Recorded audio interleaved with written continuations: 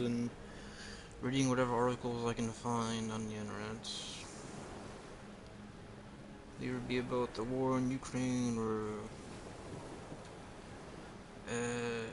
stuff happening in America, I suppose.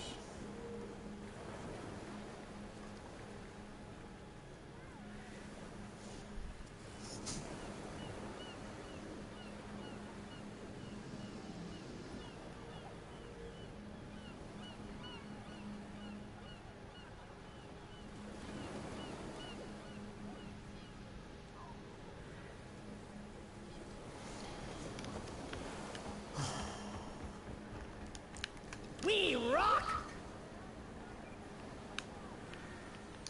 I was playing War for Me yesterday. I was streaming. It was pretty fun. I was trying to unlock Dante on the Dodge this!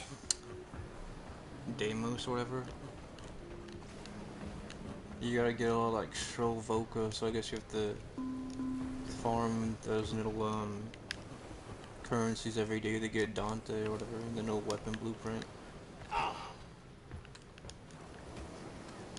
This I love never how gets people old. keep saying that like nothing ever happened, but then the show of Iran happened, and Israel and Iran caused a bunch of economic harm to Israel, and all Israel took out was a bunch of civvies, which is pretty much an L take, and then took out some TEL launches, but I don't know, less than 30 of them. Took out some decoy planes and some decoy launchers. So again, multiple L's taken. And then we got Trump saying he signed the ceasefire with Iran and Israel, and Iran was like, no, we never agreed to that or okayed it. Then you got the president of Iran saying that, like, oh, you know, we don't really mean death to America. No, he means death to, like, the elites and the people, like, subverting the country. Damn, that's unfortunate.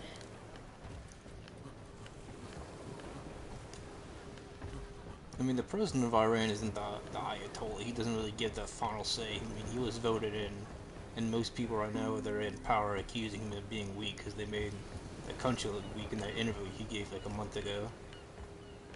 I don't know if it was middle of July or end of it, but, like, you know, he was giving an interview that made the country look weak.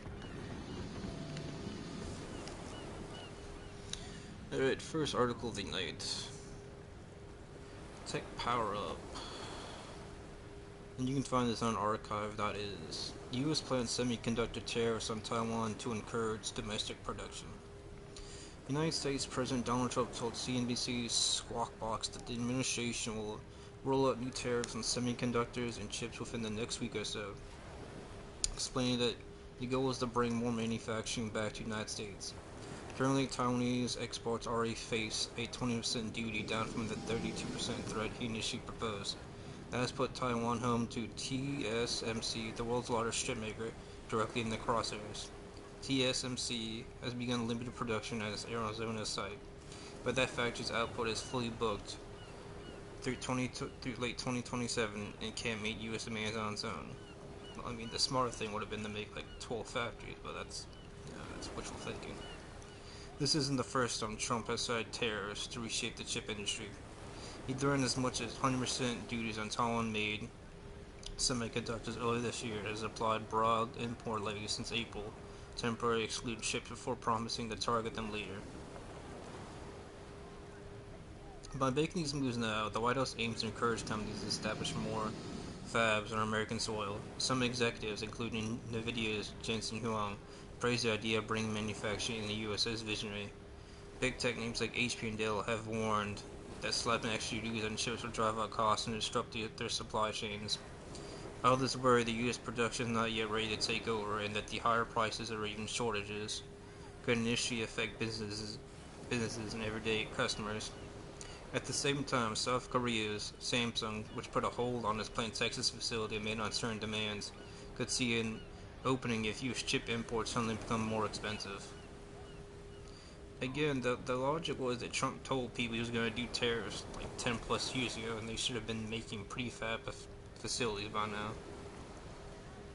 I mean, it's more these lazy companies not realizing they should have had like 20 of these. It's the same thing with nuclear energy. It's just boomers, Gen X, and millennials fear-mongering.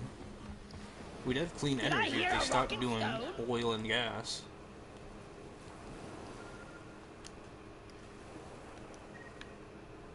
Oh, I gotta do one more. Excuse me. By the beard!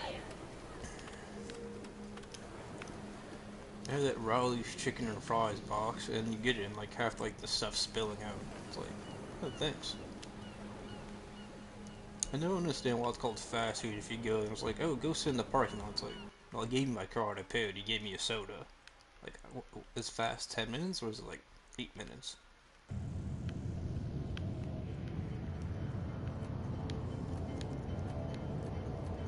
I can get Like, any Deep Rock Galactic any stuff, size. fun game, no PvP, no sweaty. Unless you're trying to do like double hazard 5 warnings under like 40 minutes, and yeah, I guess you could make a competition out of that, but I mean, that's like your own personal thing. It's like trying to be like #1 on like the leaderboard for like kills or heals on like Team Fortress 2. I mean, you can try it, but I don't think you're always gonna be like the top one or like the top squad or team, whatever. Some people hack on online video games, but I don't see what's the point of that.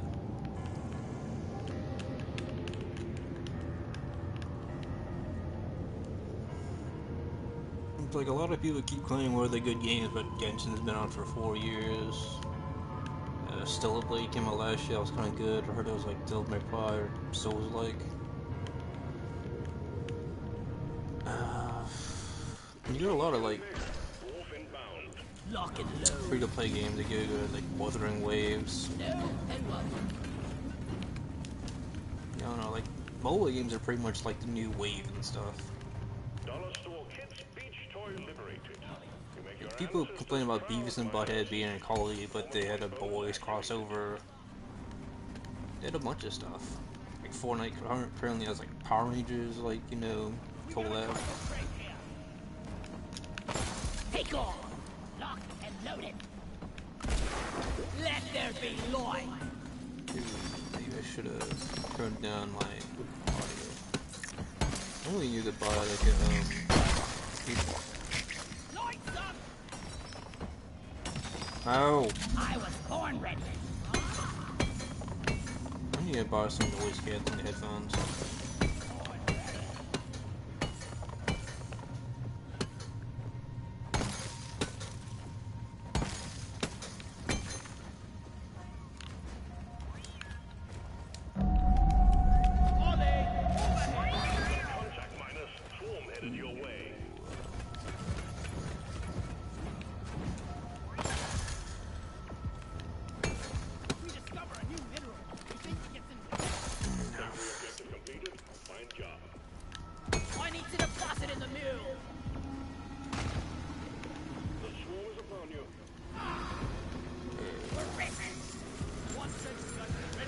I never understood the notion like Putin not trying to negotiate with Ukraine, but like he tells you like he's ready to be at the table, and then you're there 5 minutes later. He gave you a time. You just didn't meet him.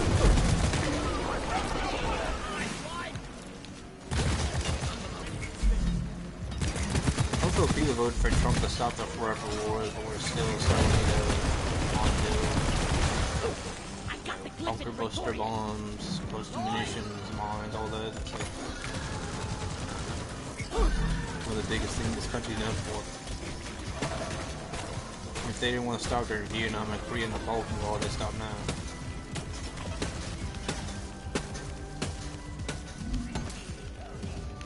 You got a lot of YouTubers like Sardon will claim to be conservative, then you have Tommy Robinson who's like a Mossad spy or grifter. You're not conservative, you got the wrong guys on the podcast. Don't waste your ammunition. One blast ready to use. Like Lauren Southern used to fucking claim that she was conservative. Then she goes around, she sees Andrew Tate, like an old cokehead, women abuser. And she has sex with him, like the ego grip and stuff. Found that all like pro gun control, pro open borders. Can do this in my sleep at this point. Lights up.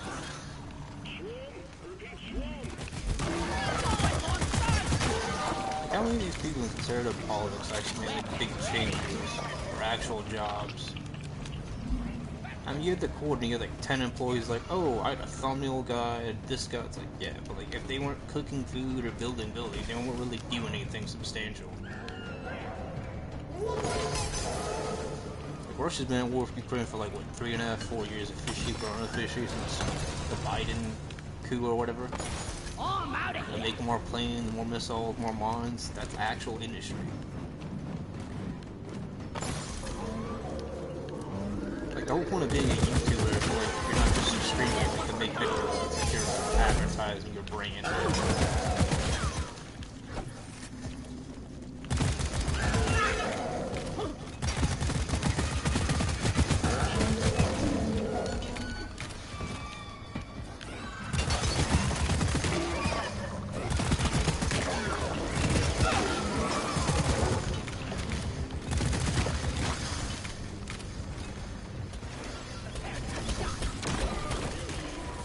And I like listening to guys like Davis Lerman,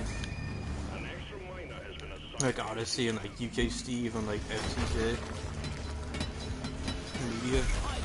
Who go actually talk about like stuff affecting like, you know, Europeans and stuff. I mean, Sargon tried running for office in Europe and failed because he didn't have like a good message. He's like, oh, illegal immigration. I'm like, yeah, but legal immigration is bad too. It's not just European immigration.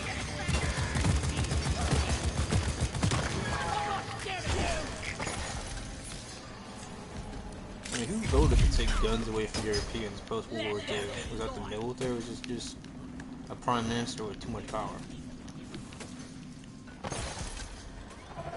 It's like the whole, oh, we need to have more Superman movies. I'm like, yeah, we've had since he came out that like 50 movies. Let's make movies of other characters. I mean, the Snyder Cut was good because, you know, Zod dies, it wasn't like a whole cartoony thing, but like, if they wanted to make good Superman movies, they would have just kept it animated. Keep it low budget, less than 200 million, try and strike a profit. The new one's good, but it just seems like a melodramatic movie. There's barely any action.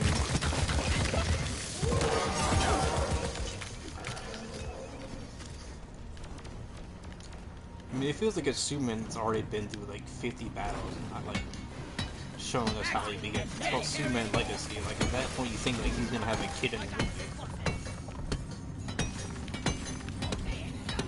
And a lot of people claim, oh, it's based on James Gunn or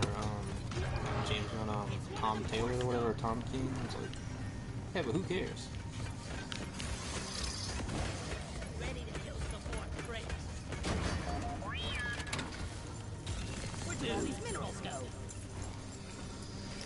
I mean, how many people care when the Christian Bale movies came out and it was based on like the Frank Miller or whatever books? No one cared because it made money. I mean, Superman's supposed to be a stand-in for like theory and like hegemony and stuff. But every movie is pretty much some like immigration metaphor kind of like ruins like the whole field.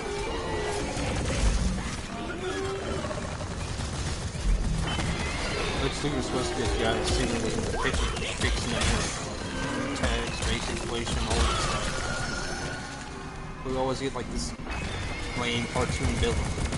Yeah. But some of the characters been around for almost like a century. You gotta like make good stories. When people say, oh, it's bad, Batman killed him. Yeah, I mean, that was bad like, when it first came out, but like you would been since the start doing that. I mean, there's literally books where Joker kills like, you know, bus trolls in school with children. It's not like a good thing. That means he's a villain, right? But like when he's actually gonna Let's send it up ASAP. Weapon ready, so keep you safe, mate. like a lot of YouTubers use the phrase like suspension of disbelief, but like watch like, you know, a Marvel movie.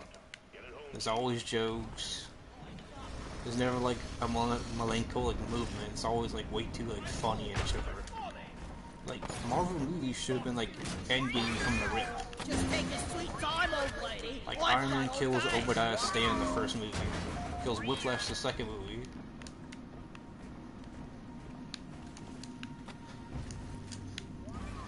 Then he kills the guy that runs AIM in the third movie. Unless you're using multiverse for it, you're not gonna see those people again.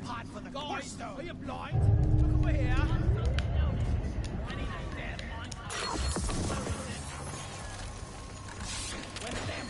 If you're part of the first movie, he goes up against a Vulture, not Green Goblin, which is could have been better, I guess. And then his MJ is some like mid-looking chick, Zendaya. I mean, they could have got Sydney Sweeney, Sabrina Carpenter. They could have got anyone in the industry. They could have got a chick from the gym to play Mary Jane. Like, it's not that hard to make a Spider-Man movie. Get a guy that works out, no quippy, no funny at parts.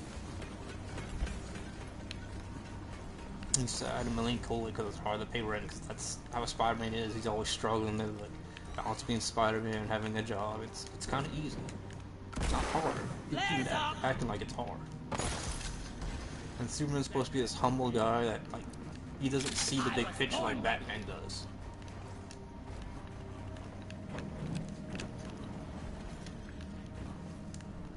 Now, we're at the point of like DC's history where if you can't pay the creators, at least try and make a somewhat entertaining movie. Like, we should be on like our 50th Batman live action movie, 100th like cartoon movie, like. But we keep making crappy ones. Like, we need to have where Batman's in like the Hellknight armor or whatever, fighting Darkseid. So what if he loses? I'm sure the people want to see it adapted. You know, there are probably people excited to see Tony C. Coates movie just to see it. Maybe there'd be like 5 fans, or maybe there would have been 20,000. Who knows? You know, some people see those movies like 2 or 3 times. Some people just wait till they get on streaming or DVD.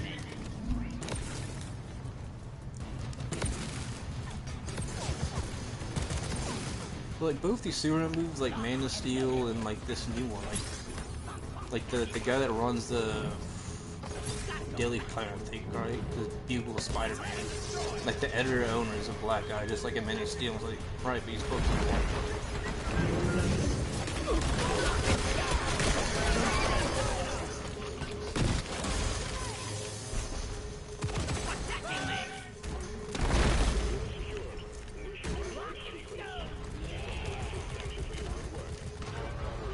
I didn't mind Hawkgirl, like the new DC movie, but all she did, like every time she opened her mouth, she wasn't fighting. It was just like, it just sounded like bird noises. And I see enough birds in like the road near my security guard job, and they make voices like that. It sounds like some D&D like logic, like shit. Like I roll dice, 6 negative. My character like squawks for some random reason.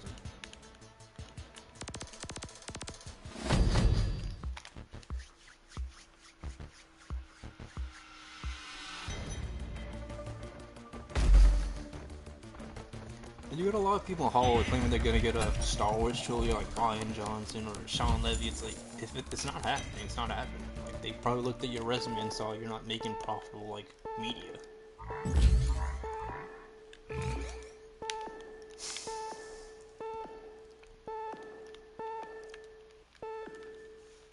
No, I hate this logic, like, oh, Cyberpunk's TV show was great. It's like, hey, yeah, it was great because it was an anime. If it was like Western slop, it would have, like, it took 4.5, 5 years for the game to get good, and we only had, like, 1 expansion. No wall running, no anything. Like, you have to hope modders do all that shit. For rocket stone! It's like, a lot of people complain about Call of Duty and Battlefield when they know what they're gonna get, like, every few years. Rock and stone! Yoink. Like, oh, Call of Duty is Beavis and Butthead. Like, yeah, they had the boys, they had a bunch of shit in it. They had Nicki Minaj. That's how they're selling skins. I mean, Fortnite had Naruto crossovers, JJK, Batman at some point. It's not like a new marketing tactic.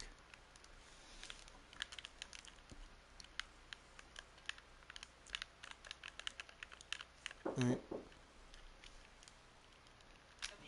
Oh.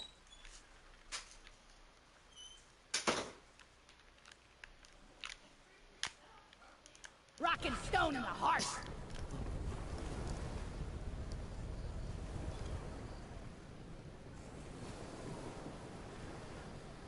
I feel like I already read that one. Oh no. I got this from Gums, this whatever.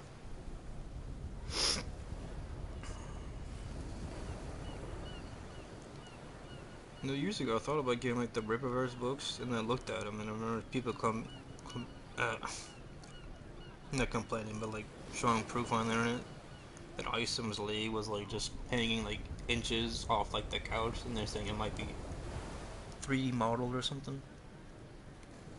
You don't really know anything about that or how to do it, so I don't really know.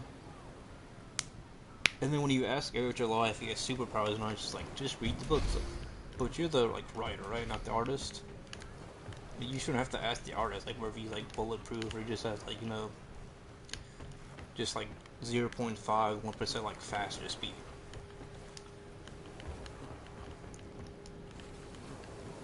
You want some more? Please don't kick the barrels into the launch bay. Barrels and launch thrusters do not mix. I mean, the new Fantastic Four movie, they already have like kids. Like, I mean, you should start the movie with them getting their powers, them getting to know like the do's and don'ts of being a superhero. Then like, sure, ended with like a time skip, like leading to the next movie. Like, you have a kid. It's like let's introduce Galactus. I mean, like we're talking about this guy. It's like a, I won't say he's planets. Right? I mean, he eats planets, but like he's like a galaxy fan, not like a universal, I guess. It's like people saying like, oh, fantastic, Sue Storm can be like Galactus. I'm like, yeah. In like a fan fiction, right? When like a straight up combo, and she's getting like stomped like the freaking pieces. I mean, she's Mrs. Invisible Girl. It's like saying like Mr. Incredible can beat like, you know, in the Shibuya Naruto. Like, no, buddy. Like the dude's like, you know, like planetary. That's pretty. Like, you got a lot of people that talk comics that aren't like power scales and stuff. I'm the best. It's like saying Sophie Eisen's like invulnerable or whatever. It's like, yeah, he's hard to beat, but like Ichigo did, but he still didn't kill him. Because I guess that's like what the final Getsuga Tenshinhan can't do, just really damage you. That's it, lads. Rock and stone. Well, even Madara, she was really like beating like Sasuke and Naruto to the point where they need like a hack boost from like the Sage's 6 Pass. Take that away, and they really weren't getting too many critical hits on him. The show could have ended with that, but they wanted to unveil how the Sage, Kage, how all this shit came together, even though they could have put all that into like a new series. Alright, this is another tech power-up article that I've archived on archive.today. This is by Alexander K. Thursday 856. Zero comments. U.S. imposes 100% tariffs on semiconductors, exempts TSMC. U.S. President Donald Trump announced on Wednesday his administration will impose a 100% tariff on all imported semiconductors and encourage companies to build and expand chip manufacturing in the United States. Firms that establish or grow production on American soil will be exempt, although White House has not yet specified exactly how much domestic investment qualifies. Thankfully, TSMC, being the largest and the most critical supplier of semiconductors, is already shielded from the tariff. TSMC shares jumped in early trading in Taipei after the announcement, reflecting confidence that its $65 billion Arizona fab project and an additional $100 billion U.S. investment plan meet the exemption criteria. Meanwhile, in Tokyo, semiconductor stocks took a hit as investors weighed the prospect of higher export costs. Tokyo Electron fell over 5% at the open before pairing losses to trade about 2.9% by mid-morning. When Nissan's electronics dropped by roughly 4% and Advantest slid 3.3%. South Korea's Samsung Electrics and SK Hynix bucked the downward the downturn on reports that their memory divisions would also avoid the full tariff. Samsung clawed 2.5% after Apple said it will source chips from Samsung's new Texas facilities for its upcoming iPhones. Economists warned that they will find a clear implementation framework. The impact will remain uncertain. For companies that own production sites in the U.S., it will make economic sense to expand their presence as the U.S. is their largest client. Yeah, it's kind of obvious. I mean, we're finally getting manufacturing back after 40 plus years. And all it took was an old boomer previous generation guy. To the bone.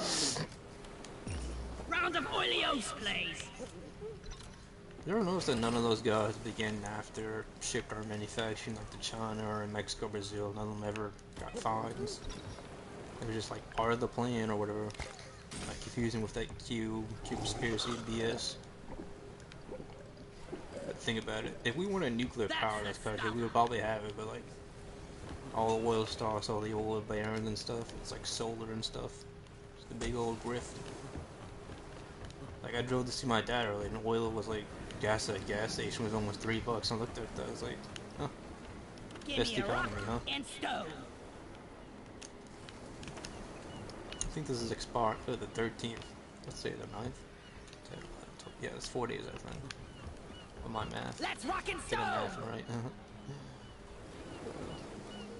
I remember from someone on Discord was once commenting on one of my streams.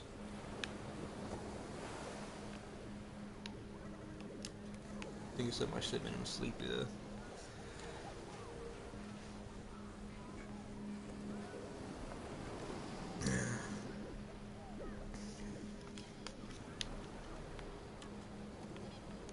My dad. Maybe I should get a PS5. Does he have a full squad I can't join? No, it's just him.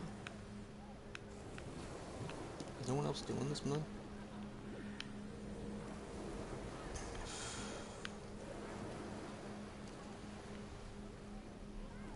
Parasites.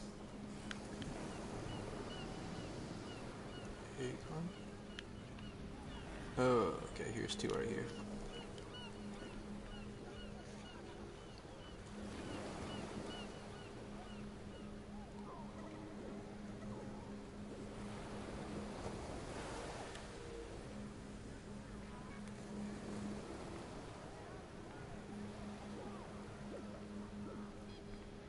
Bruh.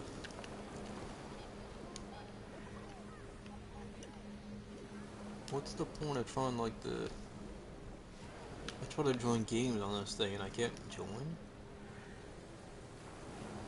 I bet no one on PS5 or PC has that problem.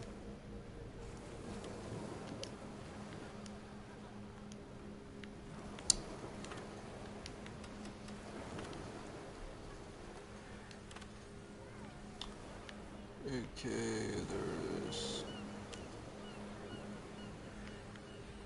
So on PS4, it's not like it's like a... What's it, APC or whatever, or E10 Warthog?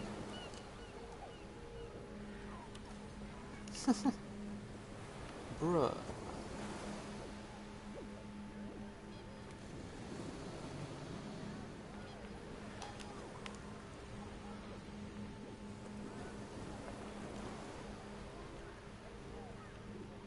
So I think Deep Rock Collector's like working where everyone just farms like the new like seasonal shit like the instant it comes out.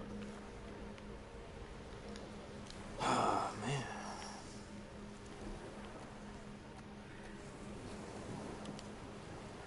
How would I put close for search distance? Bro, why won't it let me join?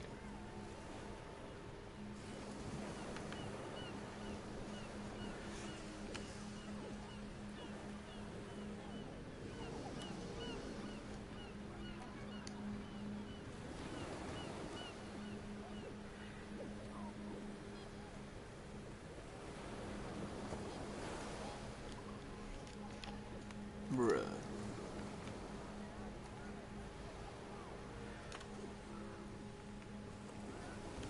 Full server list. Okay. That's it. Maybe you have to join another game or whatever.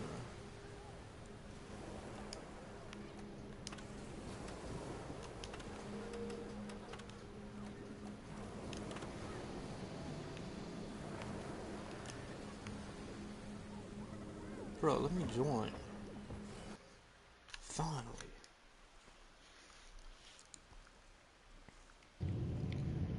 Yeah, I'm not gonna stream all night.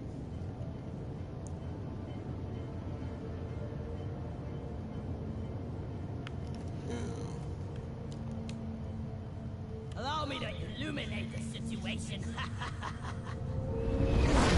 Maybe a few more we'll stream, and then stream all night, I guess.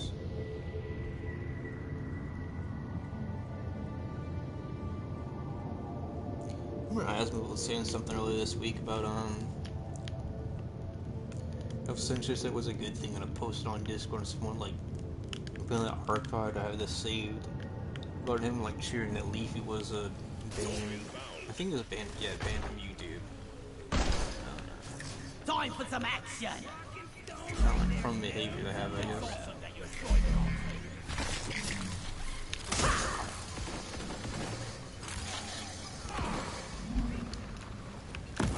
What's that supposed to hurt? I guess this guy playing solo. I don't know. It took me forever to join. There's a bit of loading time in like PS5. Down the hatch. We need to get some noise cancellation. I know I said that earlier. No, we need the Aquara. Yeah, I'm just gonna call it Aquaros instead of Aquara QS.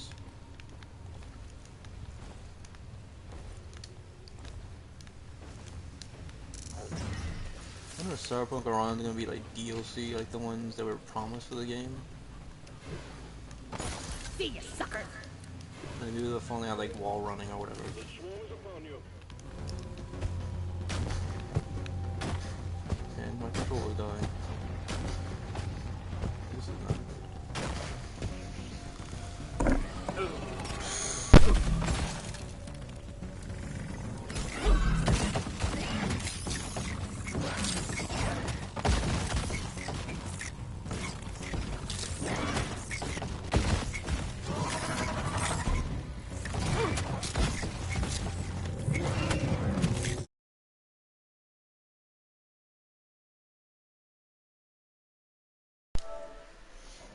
Oh man, I died trying to get a new controller plugged in. Die like you're fucking dead. This'll keep you safe. I kill it. Lights up.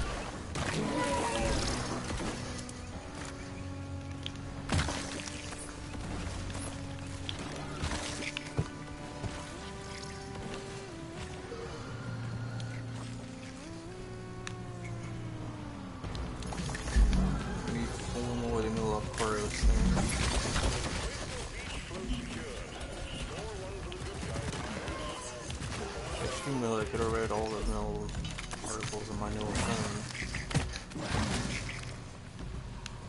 Either do one, you probably go to bed, be streaming all night.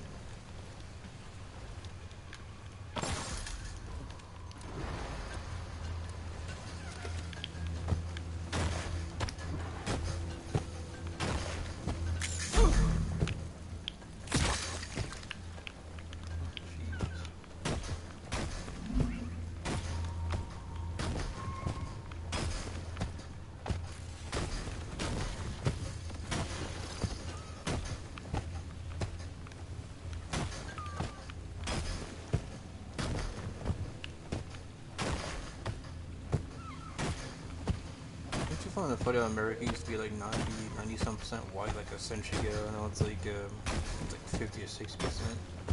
But no one ever talks about that.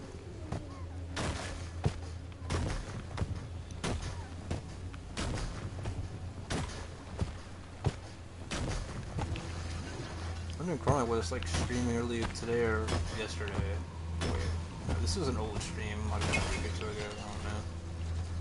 It was like not August. It might have been like mid-July. About how this illegal was being chased and he fell off a roof. He's in not a roof, or I think it was a roof or a ledge, whatever. And he falls off. He has all these injuries in the hospital, and they found he died. The problem's like, well, they should just report his body and like give the fees to his family in Mexico. I was like, well, yeah, he kind of invaded us. I mean, I'm getting like free gigs and all this stuff, working depressing wages, just report his like body and stuff so they can bury him. And if you've ever seen the original like Alien movie, it's like a bio horror. No, it's like this monster from space that makes more of itself, like chest bursters and stuff. It's got slime, a barbed tail, poison, claws, a face with no eyes. That's pretty much like bio horror.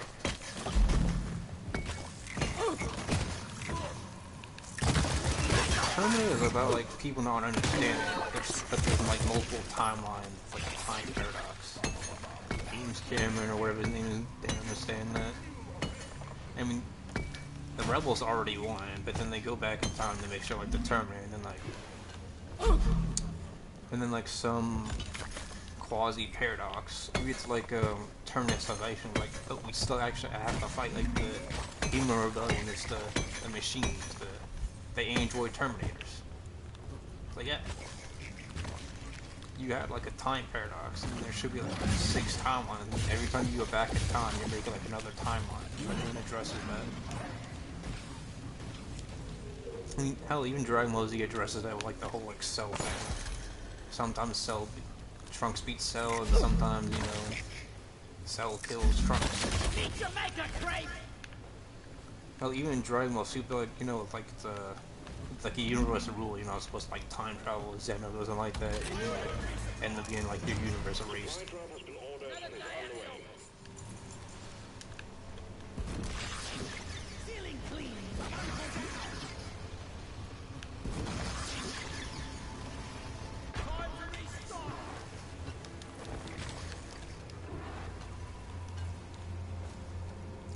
Like, I was watching this movie last night about like how they go to Alcatraz, how they're trying to look for $20 million worth of diamonds, and then they find this like reptile alien monster in some like outer space, and then when you kill it, you can like assume you're like your physical appearance, so you think you killed it, but like you're probably actually a monster.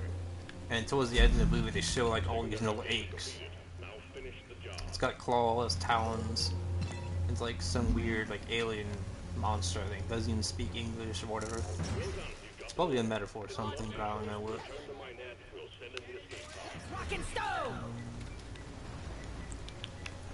Perfect, yeah. That's how you do it. Oh. Glad you did it. Oh, I guess not. No. Like, Jean-Claude Van Damme was in like a time travel movie called Time Cop and stuff. And then Mark Hamill, he was in a time travel movie too, where he had to go back and stop the aliens from invading and stuff. And then he thinks the guy that's the present and future is gonna save him from the aliens. He's actually a fish raider and stuff. But even seeing like Time Cop, how 2 people in the same location, the same time period creates this space-time distortion.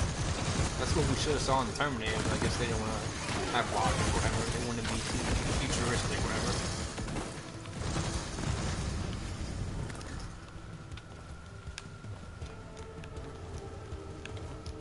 I mean, the notion that Marvel and DC aren't like just action comics is like a lie, because they all are. I mean, Spider-Man, superpowers, Iron Man have like an exoskeleton and stuff to protect some shrapnel and stuff.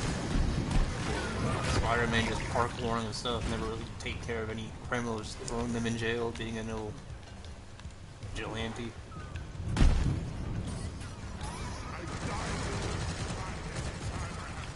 And then Black Widow's supposed to be this femme fatale ex-assassin. You know, assassins do kill people, they torture. Do a lot of blackout shit, it's off the books. You pay tons of money too, so it's like, you know, they never mention that in the MCU.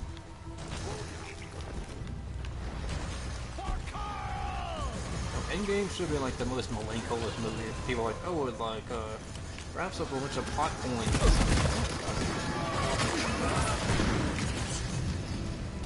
No, like Infinity was like the first real dark Marvel movie. That's how a lot of them should be. It's like when Spider-Man is told like great power comes great responsibility. It's like, yeah, I mean you got the power of the parkour, you got the power of the shoes, like what lives you gonna save? But you never take care of the criminals of the gang because anyone actually get in trouble in New York City. That's the kind of Spider-Man, Batman, Superman do. I remember someone just was once, I forget what it might have been so fast Doctor's old Discord or whatever, like, isn't the FBI and like DC's universe? I'm like, yeah, but like if you're never right about them, like comic, you can kind of infer they are, but like what good are they gonna do? They're not gonna help Batman or Robin. It's being a Robin or Batman becomes like a fucking same thing. You have to sign a contract for it, man. They would. The fact that Captain America is like, oh, I'm not a part of the U.S. military, I was like, you really got your secrecy by being in the military. You call Captain America. You call independent mercenary.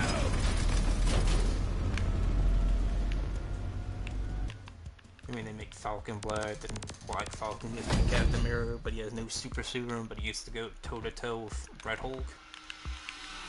That's like saying Tenten can fight Naruto when he's like 3 tails or 4 tails. I mean, Kiwi Chaka is one asset, can use regeneration, speed, strength. I mean, she'd kind of be dead. No reason Orochimaru was use Kaguya when he has like pretty much a damn.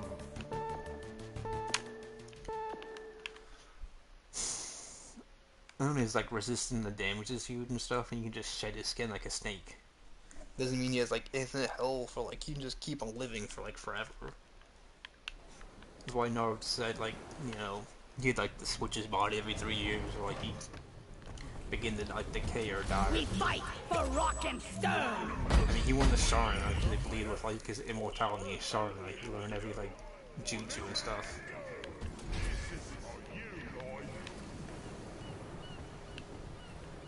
Mission locked in. Powering up the drop pod. I guess we're doing another one? Okay. Ooh, this is Hazard 3. A go. Currently 8:35 p.m. That's the stuff. Skull crushers for everyone. For those about to rock and stone, we salute you. Best bartender ever. Rock and stone. Advert another tech power-up article. Thursday, August 5th, 2025, by Alexander K. U.S. President Donald Trump calls for Intel CEO resignation. These are rare instances U.S. President Donald Trump directly involved in the management of technology firms, but today is a one-off. In his post on Truth Social, Donald Trump made a public remark that Intel CEO Lip-Bu Tan must resign immediately. In a post he stated, the CEO of Intel is highly conflicted and must resign immediately. There's no other solution to this problem. Thank you for your attention to this problem. Yesterday we reported that U.S. Senator Tom Cotton sent a letter to Intel's independent chair, Frank Urey, for clarification on whether Intel's current CEO, Lip-Bu Tan, has divested from his China positions through his venture firm Walden International. This includes over 600 investments in companies that directly work for the Chinese military, and Senator Tom Cotton demanded written proof that Intel's new CEO is not involved in these businesses. The scrutiny over Chinese investments comes in light of Intel's strategic importance to the U.S. semiconductor supply chain, as well as Intel being the recipient of U.S. government funds. In September, Intel was awarded $3 billion in direct funding from the Biden administration under the CHIPS and Science Act for the Secure Enclave program. Hence, the current U.S. administration decided to investigate Lip-Bu Tan's investments and probe whether his position as CEO of Intel aligns with national interest. Intel stock ticker NITC is down 3% today on the news. If you're rockin' stone, Yes, he decided to be unpatriotic for some reason. A lot of those CEOs do insider trading and stuff. They don't play these employees well. They buy a lot of yachts. They buy land in foreign countries and stuff. It's like the typical playbook. Let's get this mission going. Drop sequence initiated. I mean, how many Intel chips or boards or whatever they make are actually like gimped? Or they're just made for AI? I'm really looking forward to be working with you guys. When this whole AI boom started, we should have like at least 20 prefabrications within a year. I mean, most smartphones have had like OK Google, or you know, Samsung has S1. I don't know if the Chinese phones have like a built-in one where you can ask like, "What's the weather?" But that's pretty much an AI function. I mean, even YouTube has like a Google function, like, "Oh, Google summarize this YouTube video." Like AI has been around for a while. Even video game has AI. I mean, look at Deep Rock Galactic. I mean, it directs like the mobs who attack you, and that's AI. Then when I was a kid, I thought we'd begin like smart AI, like, hey, but I kind of feel like that's like 600 years in the future when they're in like the good timeline and stuff. You know, smart AI, dumb AI, mechanical, you know, walkers and stuff. We still haven't got that far yet. A lot of people are freaking out of AI, but like, you know, when Terminator came out, nobody freaked out about that. We didn't see no androids or nothing, no time travel, so I mean, nothing really to freak out about. I mean, if you look at China and Russia, they use AI at the airports and stuff.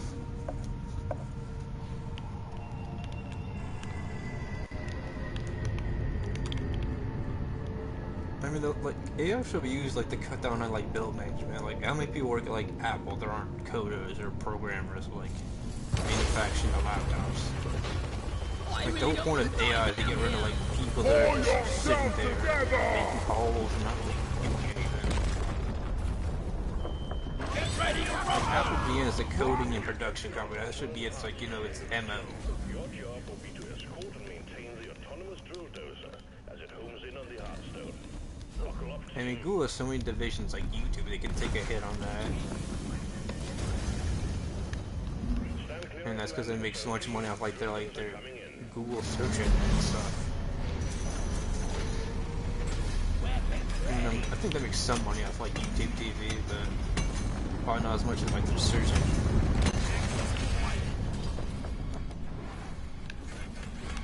Freaking heat. Going with Let there be light.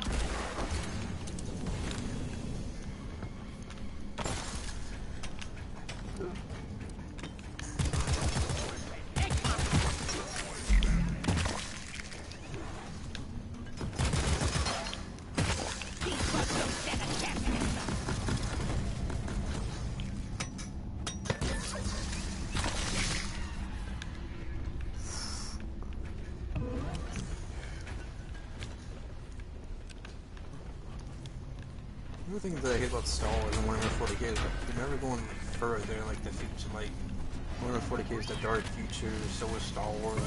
A lot of people could say you can only like write Star Wars and make Jedi itself. I was like, you know, there's not always a Sith Lord like ruling over like the Star Wars galaxy. It's like there's not always like thousands and thousands of Jedi. Some people that know the Force in Star Wars are like officially under control of like a Sith Lord or like a Jedi Grand Master.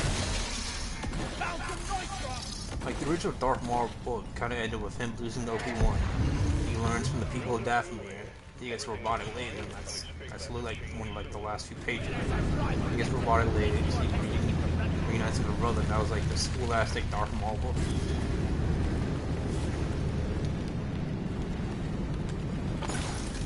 And then Dave Filoni made Star Wars The Clone Wars and stuff, and Maul and Savage Press fight Sidious, even two of them was I'm like, getting too old for this crap. me and Wolf versus Darkseid, can he beat this guy? He's pretty much like a master in it. That's how good of a fighter he was. I forget which Sith Lord, but there was one that can make like a whole like Force Storm during the Old Republic.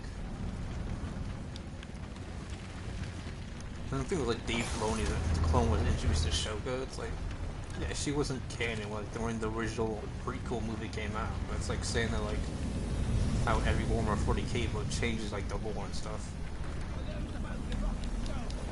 And how many people just read Warhammer books because they can't afford like all the expensive like playsets and crap?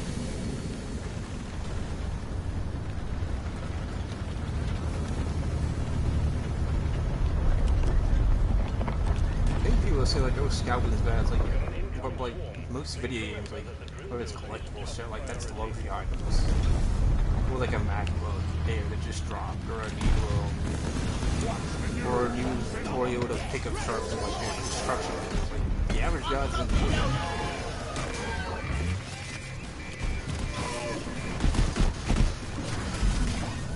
I think we actually have a chance to make it out alive. Like a lot of the items that people like buy for the war are just luxury items.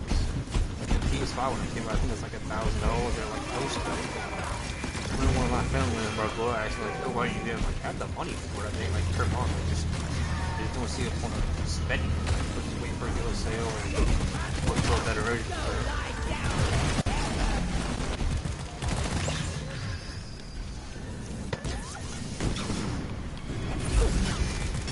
I mean, the Switch too, it seems cool. It's like, what, $400 just for HDR? It's like, yeah, okay. And then, like, the games are like $13. And then if you want it digital, I think it's not, because, like, all the digital costs more. I feel like they can see us go to physical $35, but then you make, like, the digital, like, 60 or something. I think that's the logic. Like, oh, Mario and Zelda is a AAA game, like, okay, like, what, based on what? Like, Nintendo games primary itself, like, Nintendo games are console. God of War used to sell based on the story, the weapons, and, like, how, like, a bloodthirsty game. Like, the original God of War games for, like, PS2, like, there were so many weapons you could get. Stuff like Beyond and stuff.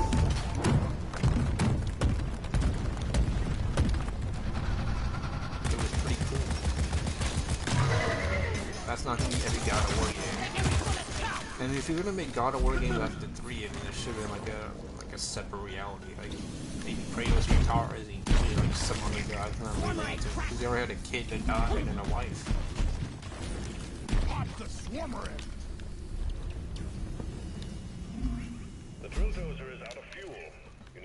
Like, Dragon Ball Super could have been like the Gohan and Goten show. Like, cool, here's Vegeta Super Saiyan Red and Blue. It's like when are you gonna train one of your kids to be like, you know, take up the mantle? Like, people like, you know, theorize that was what like Dragon Ball Z was gonna do, and they saw the reception that Gohan did after the Cell games didn't do, and like, no, it's not gonna happen.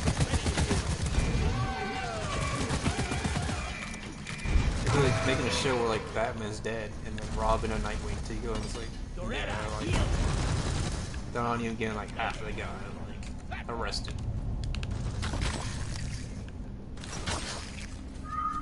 The rain scanner just got updated with a new location. Lights up!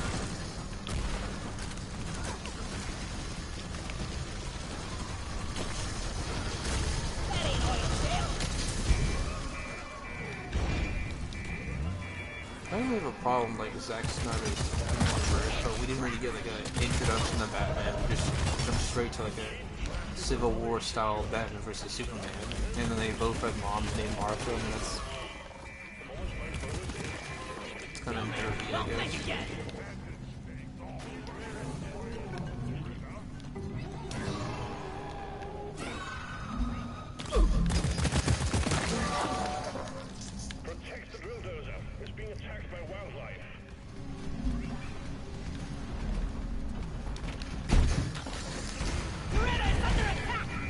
I didn't mind the two Wonder Woman movies. I mean, the second one, she had like the invisible jet or whatever. I mean, that was cool. I don't really think we see that in the media too much.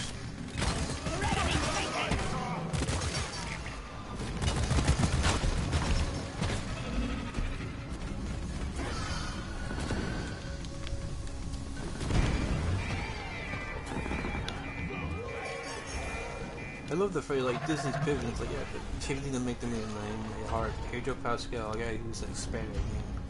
Reed Richards is supposed to be like an Aryan guy. He's not supposed to be some weird guy sexually assaulted women. It's like, oh, he just apes. That's not what anxious guys do. That's what creeps and weirdos do. That's like typical Hollywood behavior. It's like saying like, oh, Finn they get enough screen time with Star Wars. Like, yeah, like Johnny's people that like invested in like the Star Wars IP, they like him in marketing. That's why they took him off the posters. They probably didn't like Rose because she didn't seem like a good Chinese like actress or whatever. Probably she like therapy and stuff.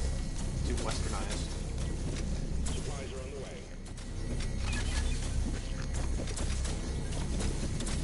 Like I saw like the Mortal Kombat reboot like 2 or 3 years ago.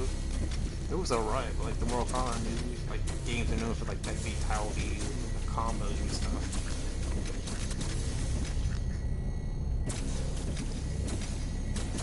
And, like a lot of fun games are known for like their chat like characters, the combos, and like how it's like so how you gotta like learn how like to move and stuff. I mean, some people pay attention to artistic detail more than like to do like wave ride stuff, like you know, Smash. And some people feel that's like a good like investment, like time committing to that. Some people don't. Gotta wait for the recharge. Like Super Smash Bros. Brawl, I think like you used to have like this little token that would give you like a power up and stuff. That was cool. I mean, it was for, like the Wii. Like the last Smash Brothers game, like fighting wise, I played. Canister in, let's roll. All canisters fueled. Builders Even though it had like its own story, that's kind of rare. Here, to Link, you had to fight the end, you got to see Samus, and it's like, oh, Samus is a woman. If you didn't know that, just hide into a Super Smash Bros. Brawl. It had all the Nintendo characters, had, you know, Fire Emblem characters, Samus, the Mario Brothers, Ice Climbers. It was like a whole Nintendo crossover. I think make another like God of War game. The guy's gotta be like Mega Chad, you know, Red Pill, all that stuff. His kid should be growing up like 18 to 20 something, at like a harm or something, like make it cool stuff. It's always being like readable. It sounds like, you know, dirty. He goes from having like the blades of Athena or blades of chaos like around his forearms, have like an axe that like freezes enemies, then you have to bash him in the face. And then he doesn't even kill all like the Norse gods. I mean, he's called God of War. I mean, he's supposed to be like a European God of War. But Odin just like slaps him like the mess out of him.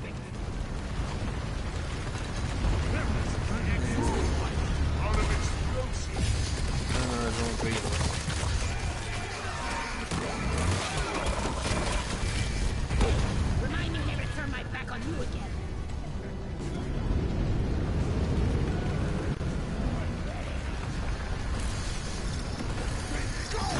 When I graduated high school, I used to listen to James Alsop, but I think he used to be like a big Trump guy, or something like the Red Elephants, Vincent James.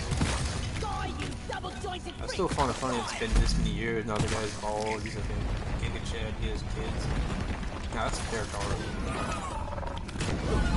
He even started as a kid, but like... Oh. Ooh. Okay, that's not good. Yeah, but some people with news speculate that they're not actually his kids, might have married only his kids, but I don't know how true that is.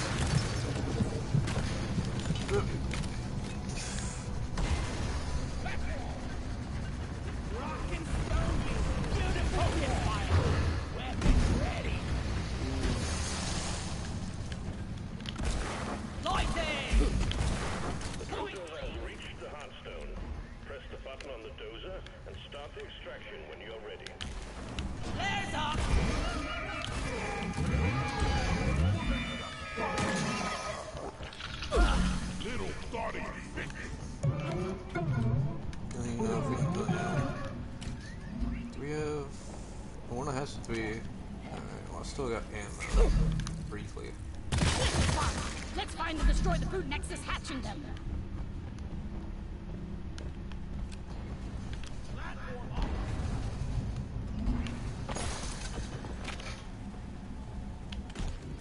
Oh, I'm gonna die. Yeah. I tried to wrap all the way up. Don't tell me it's like streaming with Get the Disney.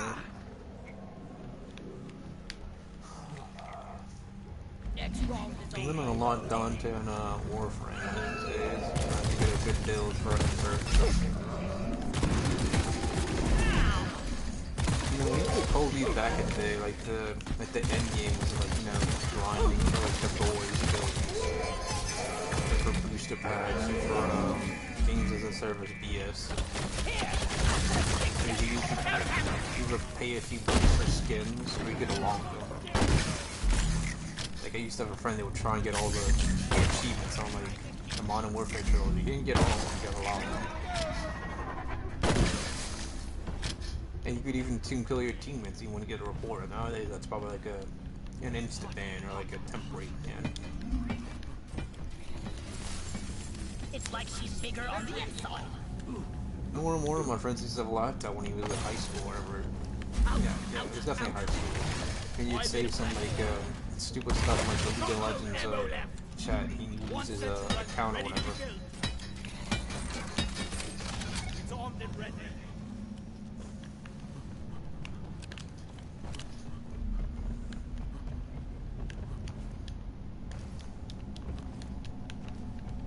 When I was younger, you used to be able to go to this place in Florida. I think it was called Johnny's. Yeah, I think it might have been that actual Johnny's. You could get like hot dogs and like shakes and fries. That might have been the name. Maybe it's not a name. I'm like forgetting. You used to be able to get like chili, cheese fries, shakes, hamburgers, like the works. I don't even know if that's still around. I've been in Florida since I was a kid. I think it is someday and like check it out, report on it.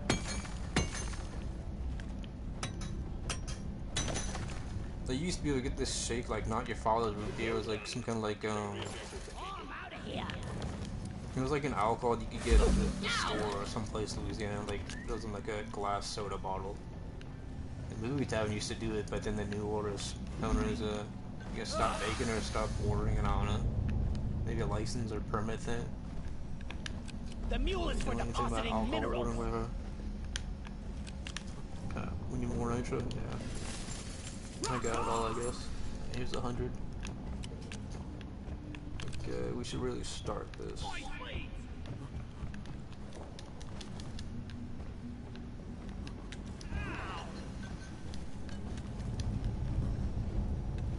I never played that Spider-Man 2 game. They can't buy Insomnia. I didn't understand if Peter was trying to like give them mantle. Like Spider-Man's not a mantle. It's a fictional character. It's been around since like the 40s or 50s, or the 60s.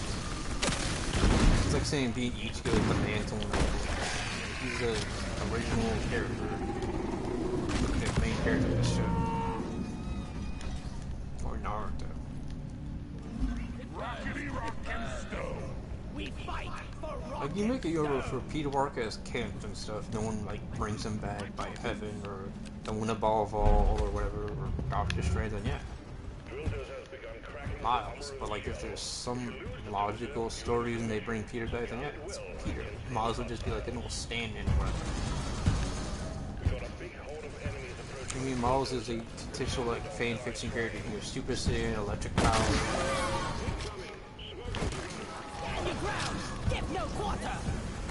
Probably like damn near vulnerability and probably not about that. I don't know anything about Miles.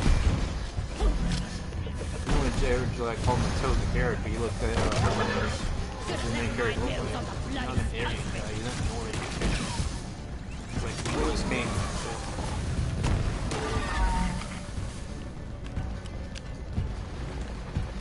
Like, you make a comment nowadays and it's based on just growing like what you think just because you have a million subs and a million people are gonna buy it. I mean, Astar Media tried that. And still get 1 million buyers. I mean, that's like saying like, oh, Disney has all this market share. It's like, yeah, It doesn't mean like a shit ton of people gonna buy new Spider-Man books. Outer crust has been breached. Keep defending the drill dozer. I mean, people that own comic IPs are smart. They like put them on ice. Figure things out, like literally like an ice chest. Superman shouldn't be this eternal commentary. Grind every now and then, look at the new word bubble of him and just appreciate that. So it's like buying a painting. Again, you're hanging it above your fireplace or in your bed. That's it. Maybe if you have a bunch of them, you'll like sell them.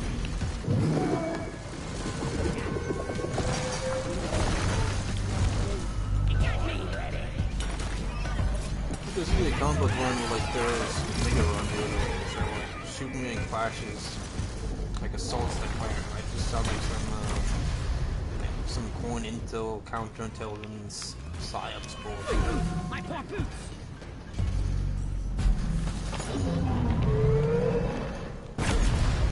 Attention team. It'd be like making a comic book where like Bruce Wayne helps the CIA and FBI. It's like he kind of does. He doesn't kill people. Breaks a few of their bones. Doesn't finish the problem.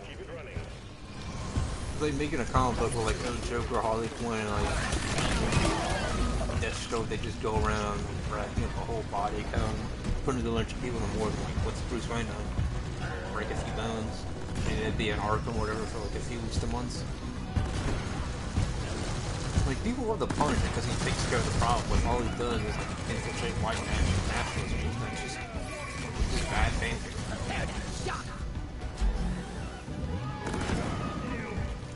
And if you remember like a comic book character who goes after people, making worth the threats, like Oregon Harvesters, and corrupted officials, war profiteers.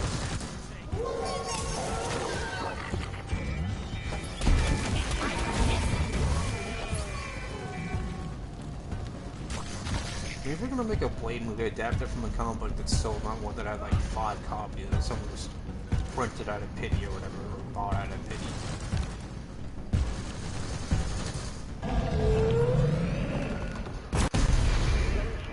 Keep the dozer safe.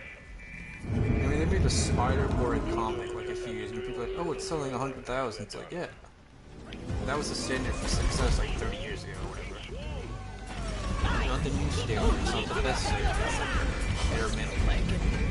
100K would be great for a webcomic, but then they made like actual characters. They actually tried.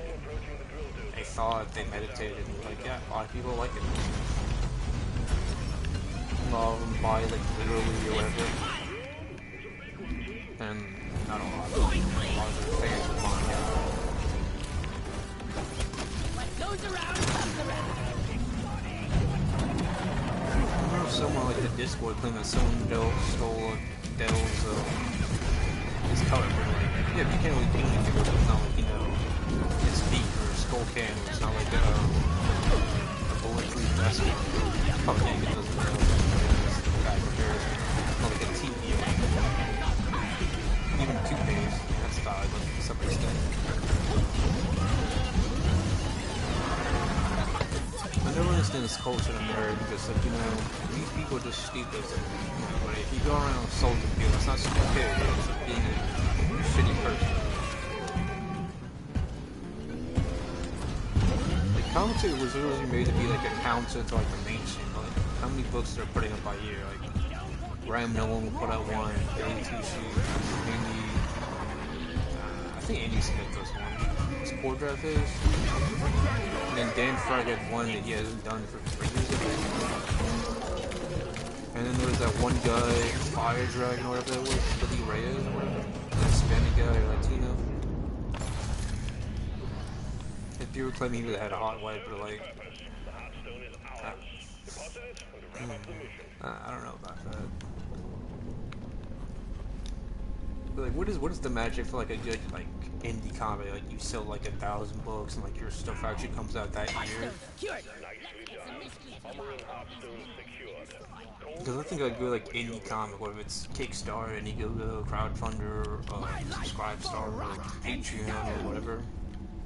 If you're just getting funded by Cash App, whatever your funding is, or you're using t-shirts so you get the money to pay artists. one comic a year, everyone gets the comic, everyone gets to review it and judge, and they're like, hey, you know, this is my criticism.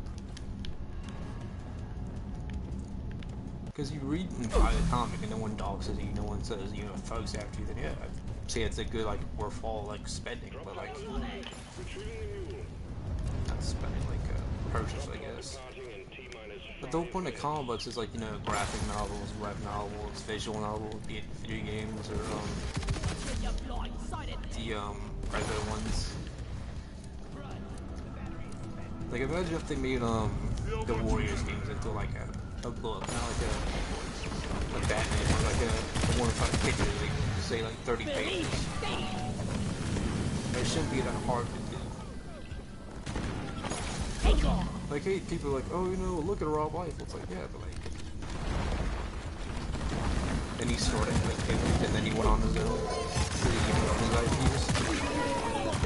Like, I hate the phrase, like, oh, Rob Liefeld, and he invites a Deadpool party. It's like, okay, but like, is that really hurting his bill or him surviving? Is that just him being emotional? Like, I feel like people are gonna be mad because, like, a Avengers reunion, like, Star doesn't get invited? No, that'd be like a PR disaster. Like, what does she need that for, range? 20 years ago, before social media, everyone had like a PR director or a team. Don't say this, don't talk about this, that's gonna be a controversial. Now it's like you want to be controversial, you want to say stupid stuff that people are 20 years ago. Rock and stone, everyone! If Disney's smart, they would have bought the Universal rights for like Cole from Paramount, but they weren't smart. And we got Hulk and Thor. It wasn't the Dark World, but it was the one before Infinity War. I forget what it was called. It wasn't Thor: Love and Thunder. I think that was the 5th one. But we got World War Hulk, and then we got Thor having to find him, so he does it like every movie.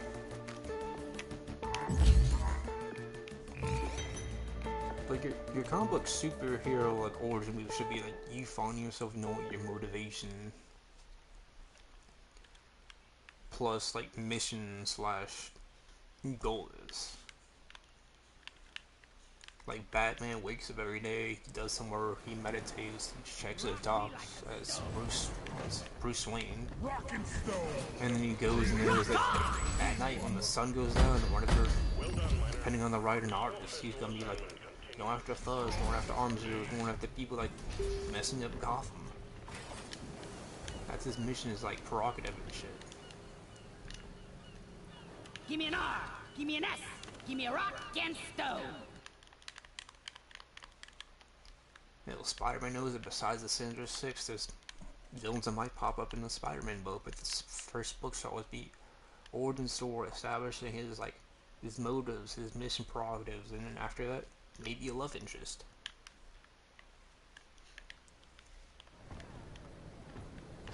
Peter Parker's kind of like a black pill guy, like Bruce Wayne, except Bruce Wayne, like, you know, he's this Chad guy that works out, he doesn't have superpowers. So he has to meditate, he has to learn from God, his philosophy, you know, how to take care of himself with Alfred's in there.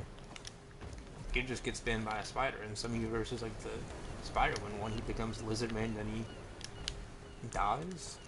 He or she kills him, or he just dies because maybe rebar falls on him or some BS. I don't know.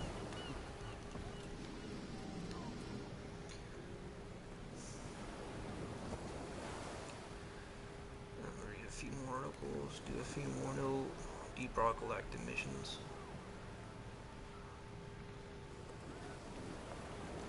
Like, how many people read the Boys books and the Walking Dead books when they came out? Actually, they were done printing. Like, yeah, this is a good adaptation. Okay, I've archived this and archived that today. Daily Mail by Lawrence Dollemere, published 5/26 August 5th, 2025. Edited, updated 5/54 EDT August 5th, 2025. This is the dramatic moment. Incredible migrants are detained on Spanish beach after being tackled to the ground by tourists.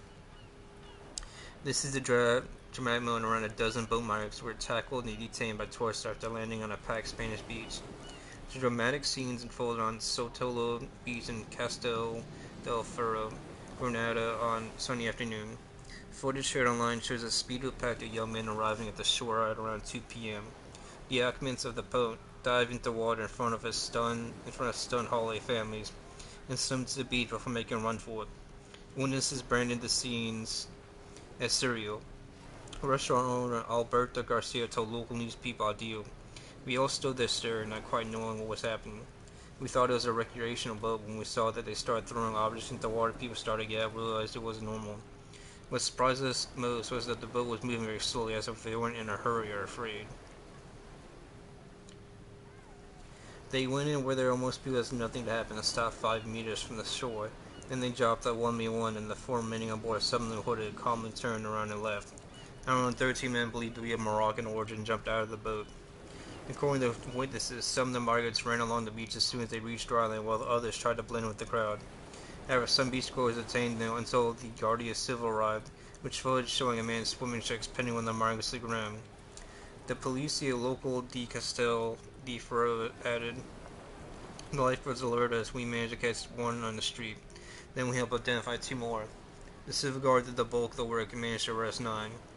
The shocking incident in southern Spain comes weeks after an exhausted migrant was rescued by sailors after trying to cross the perilous Strait of Gibraltar with flippers and a rubber ring." That's it. The man believed from Morocco was spotted by the crew of a passing sailboat around 12 miles off the coast of Malaga last month. Footage shows the sailor starting, "We have spotted a castaway. We're getting ready to pick him up," as the man begins to come into view. A migrant who is strapped to a rubber ring is seen swimming towards the vessel as crew members throw a rope to hold onto. He grabs onto the cord, is pulled by sailors onto the boat, and flops onto his back, motions with a pained expression on his face. When the passenger says, "Water, water," he passes the migrant in the back, so he tells him, "Don't worry." After plucking the man from the sea, the sailors bought him a change of clothes, a blanket, water, and some food. His rescuers are family from southern Spain who are on their way to the Balearic Islands, initially confused a migrant for a bird or large fish before seeing it was a man in distress. The family contacted the Coast Guard, who mobilized a vessel to collect the migrant from the sailboat for transferring him to the port of Malaga. The Strait of Gibraltar separates North Africa from Europe and is a common route used by scores of illegal migrants to reach Spain. In 2024, Spain received a record number of migrants who crossed illegally via sea, with more than 61,000 people having arrived on boat. In a recently published report, an organization called Caminando Fronteras said it had recorded the deaths of nearly 2,000 migrants trying to reach Spain by sea from Africa in the past 5 months of this year. 52 of those have been making the Strait of Gibraltar crossing. The group says it revealed the deadliest route was the one from Western Africa to the Canary Islands. Of the 1,865 people reported as dead or missing, it said 112 women and 342 children. Caminado Fronteras also revealed 38 boats had disappeared, with all people on board between the start of February and end of May 2025. Jesus. A lot of migrants going to Spain for free gibs and free hotels.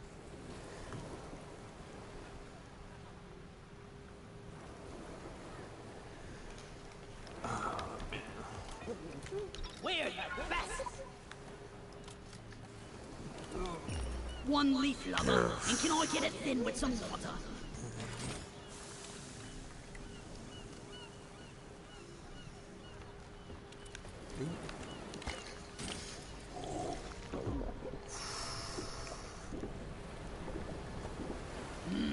I needed that. Leave no dwarf behind. Ooh. Okay. I did one double morning mission. Let's rock and stone! Ooh, cave leech cluster.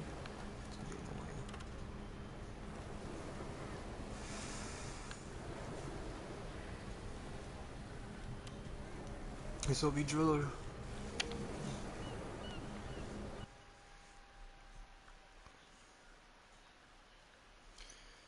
In this every few days or more for this will be the FreedomGundamCast. I'm only gonna stream before because I don't really have too much time unless I wake up at like 10 or 9 a.m. Yeah. Digging for my middle knife. archive stuff and archive that is, it really cuts down on like the whoa. Cuts down the ads and stuff and sponsors. Jesus.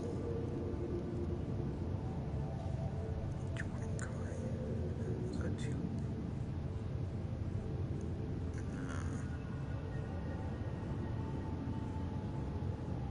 Okay.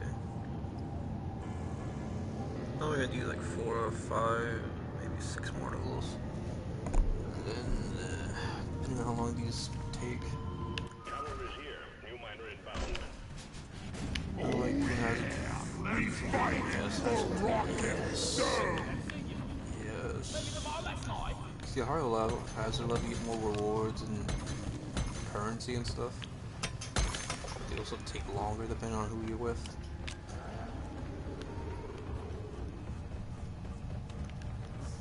But the Morcard and Hollow Mine ones, these are like fun. It's not like the scanner ones. I like being driller because you're lost. You can just drill the way like the other players are.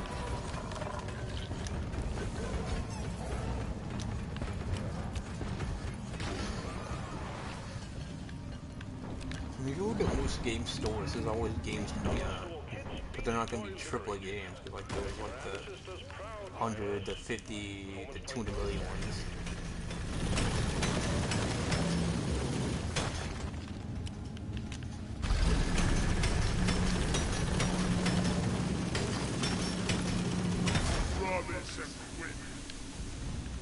Alright. Let's see, where are we heading to? Following this guy, the gunner guy. He knows where he's going. Let's go. Buddha.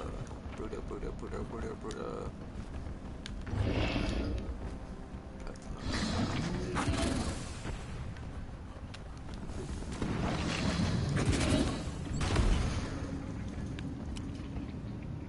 It's a common rock. That sounds good.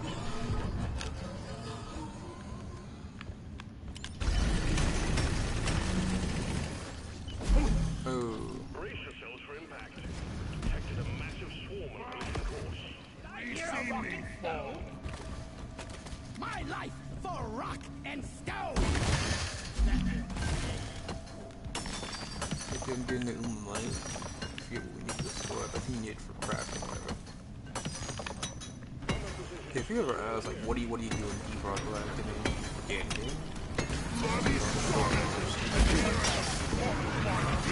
Modded on PC. You play a friend's with us for playing it. And you can have God of War in every season is coming out. Get all the overclocks and accessories of the gears and stuff. And after that, play the game if you like it.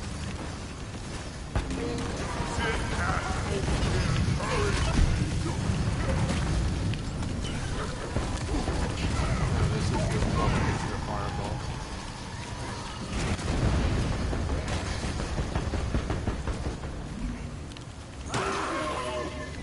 No, he died? How did he die? Oh, he's all the way up there.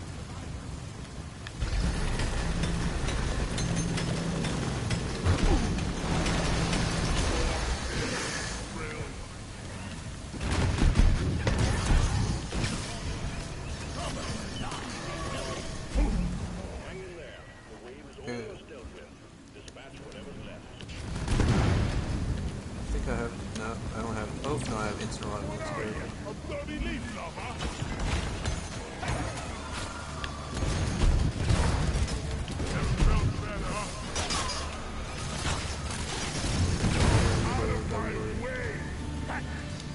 Okay, let's get the more I get out.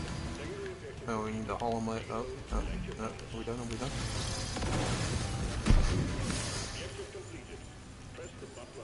We got nitro, we got gold, we got pull float, we're doing good.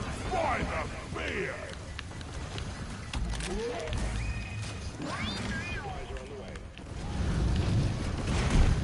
I don't know if you've seen this joke, but there's this joke on there where like this, they're doing this little test, and there's a bunch of like Weewas Kangs and stuff. And then one guy has a watermelon, and like one person's standing, under this guy. He's on like a truck or a car. He drops a water bell, and this person falls in the ground. It's like a 20-second clip, and it's believed that the person's unconscious, but we don't know if they're like onto the afterlife. So I'm assuming they're unconscious. But it's like a clip. It's a creepy or dark clip, I guess. But I saw on the internet. I don't think it's like a gory clip. I didn't see blood, so I don't think the person died. But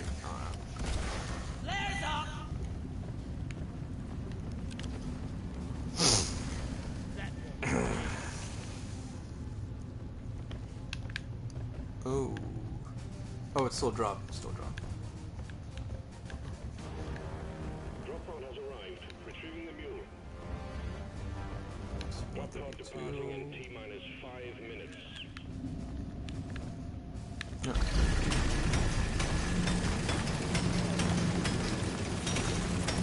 On again. Alright, I might be able to dig a path.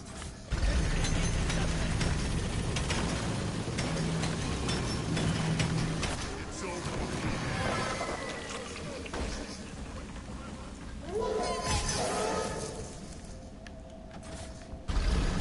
Okay, I got 23 from there. Superheated. Alright.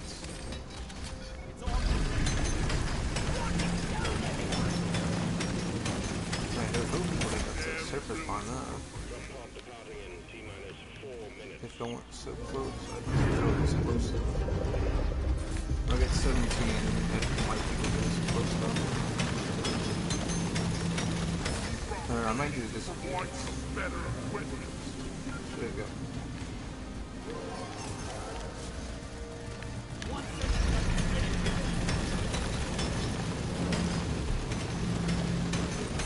Goddamn overheating.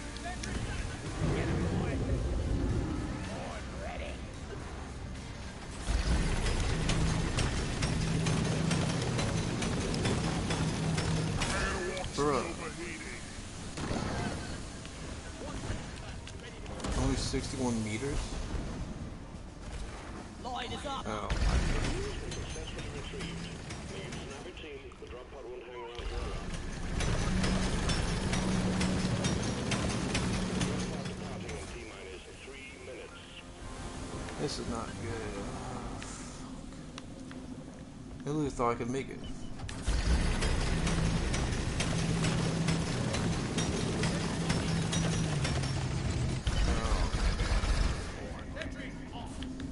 Explosives, flies.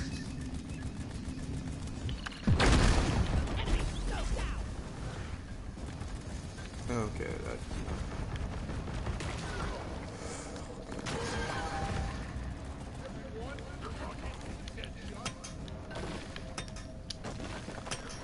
Just 2 minutes. Y'all can go up here and big old. Ready to blow.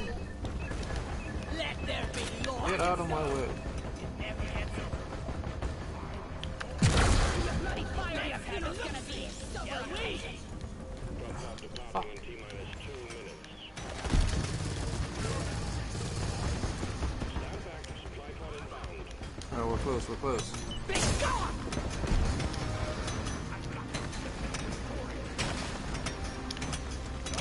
Yeah, I should have, like, got full oil.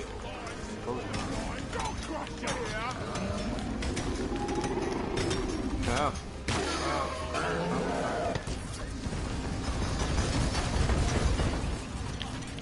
Out of ammo.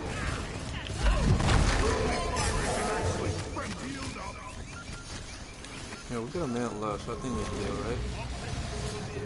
I'm first.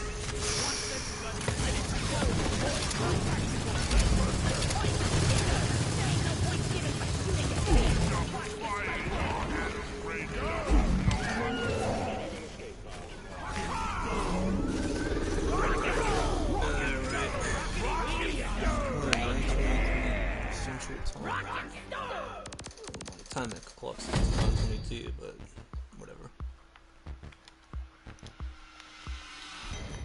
great team effort.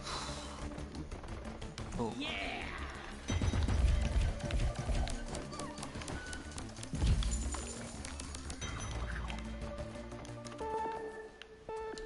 Someone at Telegram claiming that with inflation we actually need to we would actually need to have minimum wage up to $66 an hour to keep up with inflation.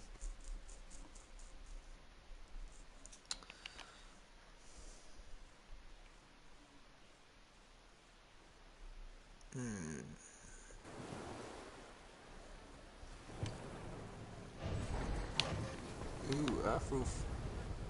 Oh. Let's rock and stone!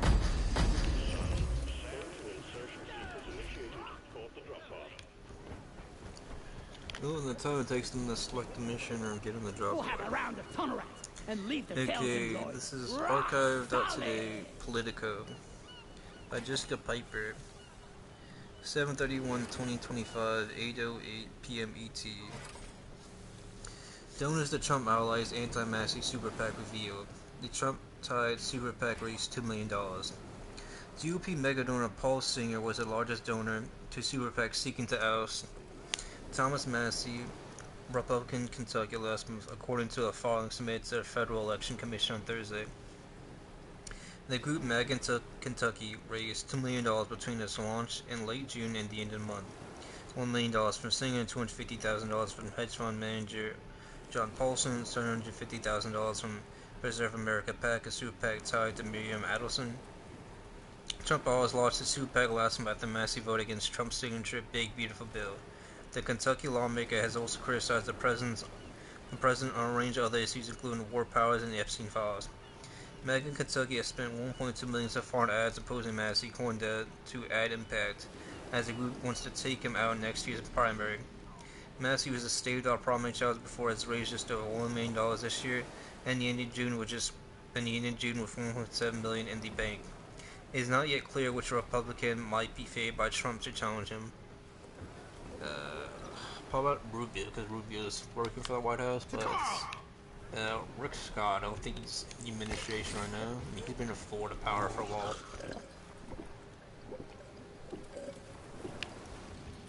Oh. I needed that. Much better. Miners, the lowest and the highest. Come on, guys, rock and stone. Yeah.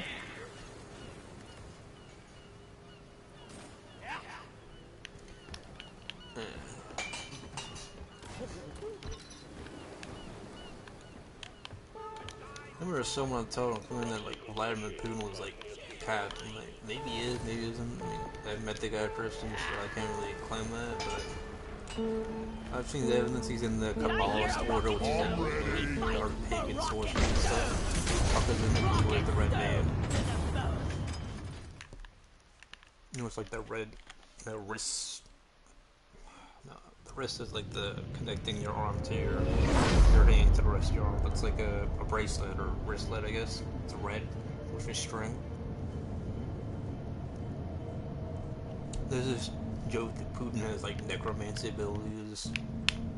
That's how there's so many troops on the battlefield, but like Russia's just big. I mean, he's got Chechens from Chechnya and Kadyrov is leading a bunch of them when he's not in power. He's probably like seconds or lieutenants of major leading the Chechen forces.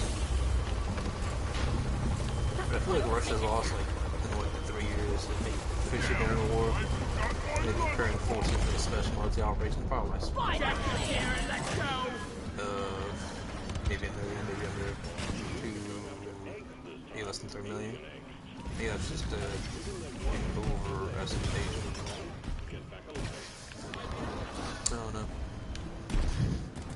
It's lost a lot, unless that's because shelling their cities and stuff. But again, when you put like anti-air and like what's supposed to be a city limit on outside of it, outside like 30 miles, even better than most of our bases aren't right next to neighborhoods and shit. You gotta find alien eggs. There's usually one. Okay, we're surrounded by a bunch of them.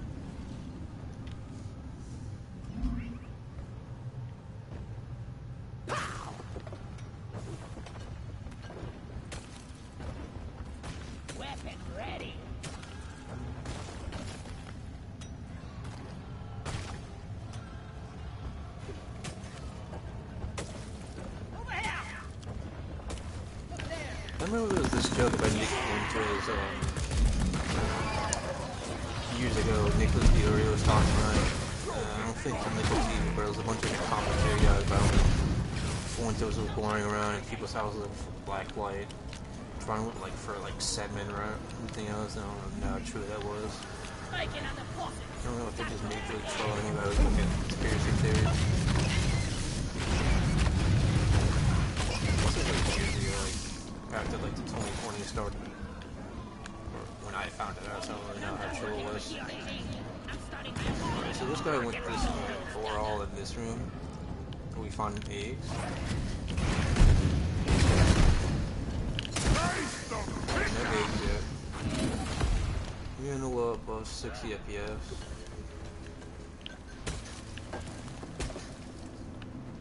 Okay.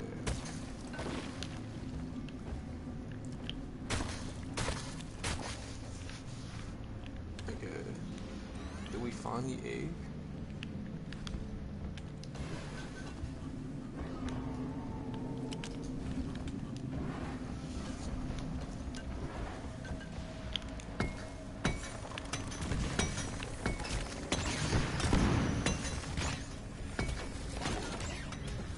This one Future State Batman book, I think I got from either a place in Slido, I got from Second Draw. It's like this big beefy Batman omnibus. I think it's like $40.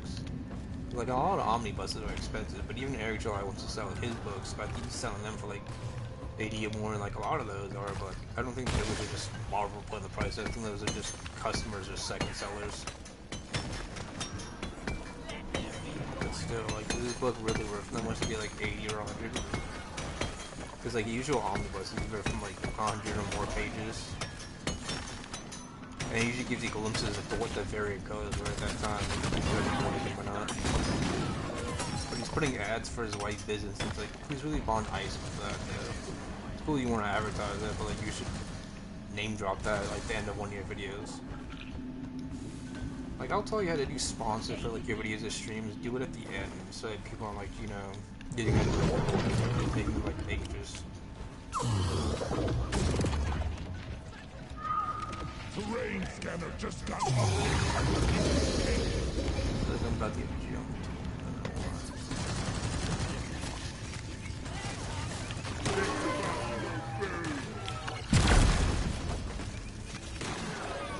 Nothing at all.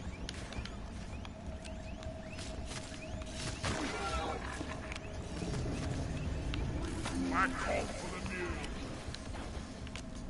Core stone quest. Okay, let's get that done.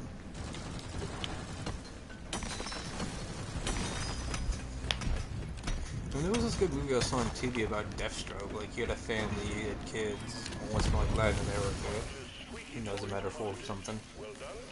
And he heals, but he has a messed up eye. He only has one eye, so I guess like, he was at like his healing factor after losing one of his eyes in the book, comics or whatever. I feel like this is gonna be where one of those eggs are. I feel like. Explosives, lights. Okay, that's more. Out of ammo. That's two. I don't know why y'all keeping the noise. I need 4 more. I'll need a few more articles. I can set up all like the normal games. Like you can have the Gundam or what game is my phone and have the Girl Front Line. I just don't have an account for it. I think that Tectone guy got big doing Genshin stuff. I don't know if he did art or if he just streamed it. I know Quasar, he says reaction stuff, but he says he works financially, so maybe at a bank or a stockbroker, so yeah, I mean, it's more like better for the economy, a country being like a finance guy than just reacting to random slop on the internet. We're going for gold. Where did you get the gold? Let's see. Oh, am I supposed to get up there? Oh, I can just drill.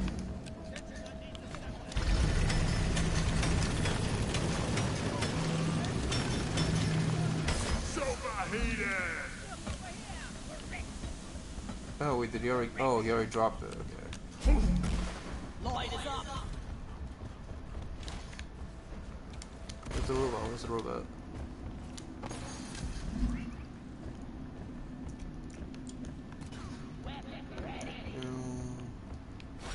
Don't see it.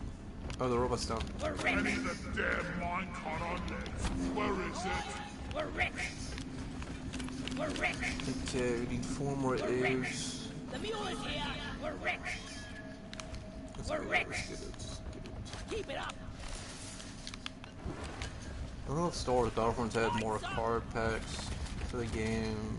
When they had micros, they just took out a lot. They just made you from getting the good ones. But maybe they had like a bunch of mods for more characters, more cards or whatever.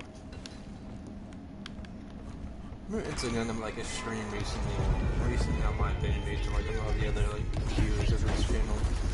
Complaining I couldn't get the Gundam part. Yeah, because people are scalping. It's like it's not a luxury item like that. You got it. It's like complaining about Hollow 4 universe. Like that's not something you need.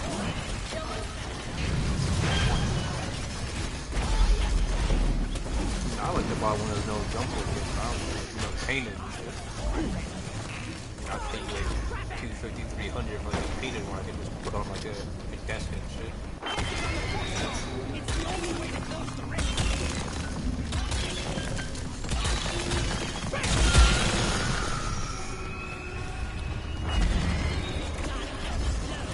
I noticed kind of like the phrasing that Luffy's with people. I mean, Luffy said he wants the team partners. And they never say like I'm gonna conquer you or dominate. Like any show in protagonist says like he's running.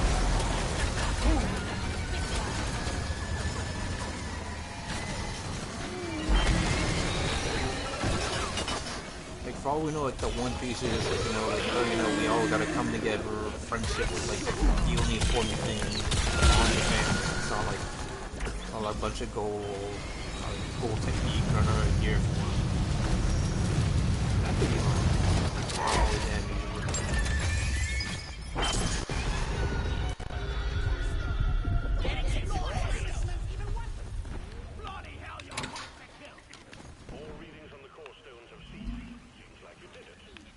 Yeah, hopefully Oda finishes One Piece, like fucking Mira, and he left like some notes behind. We should have left just enough like to have like a final chapter or two and stuff. It's not bad, I'm like a long running thing, but like you get the center position, you get the front, X amount of chapters. I think more is like one volume or 5 chapters a month, but like it's all extra on like your back and shit.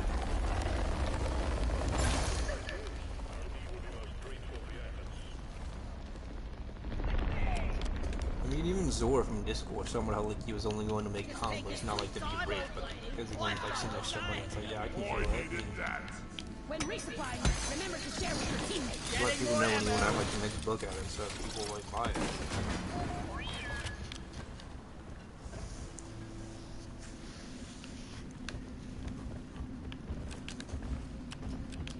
I don't know what's hard to make characters like rich film, like not like a exact copycat, but like similar.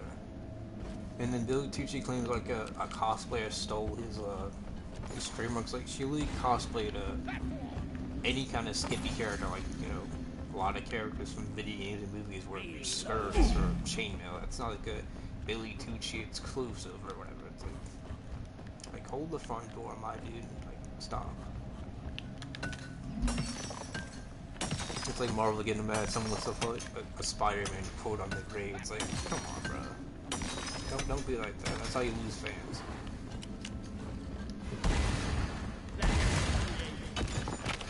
And a lot of people are like, Disney lost the trade road to Miss. No, they lost Mickey Mouse's like Steamboat Willie. That doesn't miss Mickey Mouse in the entire. It's just Steamboat Willie. In my opinion, that whoever Superman's like his family, they should see part of like the royalties, not like the profit. Like, so if a movie like say $80 million, they should get part of that, but not like all of it.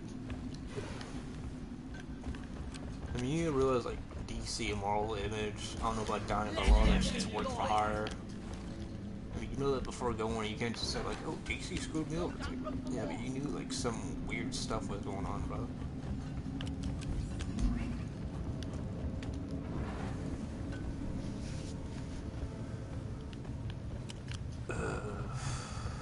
Where's the next egg? There's one all the way over there up top. Time to get busy, miners. Swarm detected. I mean, a lot of people claim that they, like, you know, hop on, like, the Deku bandwagon until they became dark and dead. But, like, they feel like a shonen trope. Like, I haven't read this sport or watched anime, like, but he sacrifices his powers. Why do they show a lot of mercy to, Figurant? Like, I kept thinking One for All or All for One, whatever the guy with the shadow around his face, making it into, like, a lot of teams. I thought he was gonna be the final bad guy. It's like claiming Darkseid's gonna be like the final villain or Destro, like with a Batman run. It's like, oh no.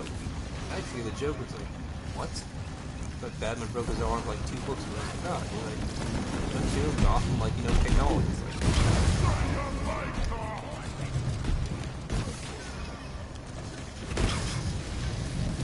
I mean, All Might does all this stuff when he has, like, you know, his power. So instantly he just says, you know, his stomach messed up, he doesn't have the power anymore. Like, you can't even after that without his cancer. That All Might was shredding him. All Might's, like, master sensei. Or, you know, whatever.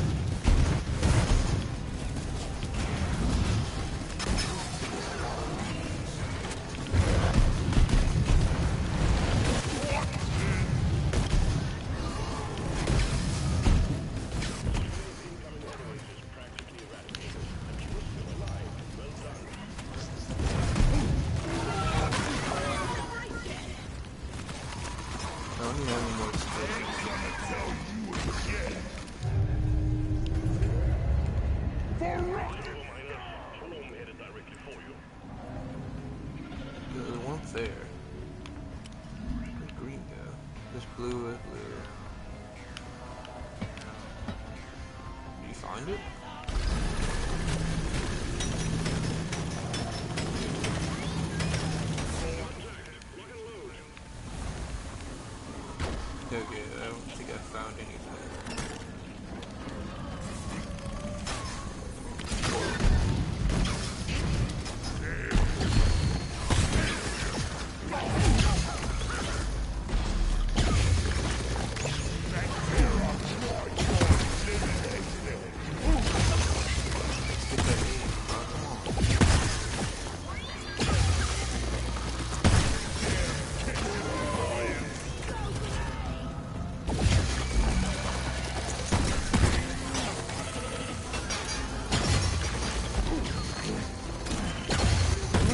So many shit, like telling them, like, there's this one guy that does videos about a bunch of like skeleton military operation training. Always got calling us. I think he was AI videos, but like, you know, like, oh, Russia found NATO and now we're destroying one of their training bases. Like, yeah. Freaking awesome, bro. World War II before, like, you know, YouTube started popping off 2016.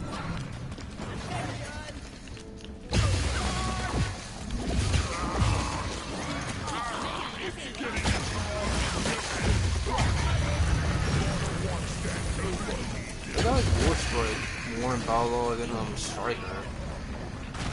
I can say like both their take, like a lot of this stuff, like, you know, you got time, and a day off or two, and doing some yards or like some chores all day, to like 10 hour stream or whatever, while breaking doing chores.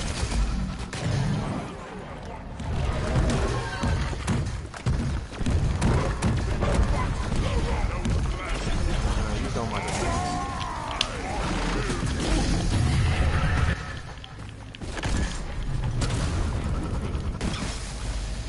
I need help. Oh yeah. Oh, I still got this.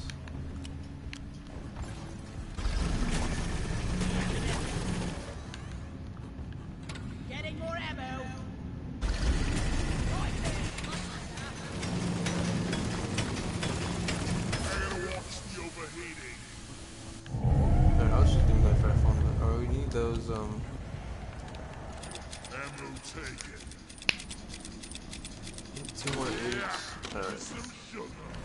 I totally missed that.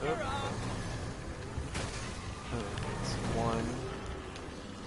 We need one more and then we can get out. Hopefully. At least we don't have to haul all these minerals around ourselves. That is the...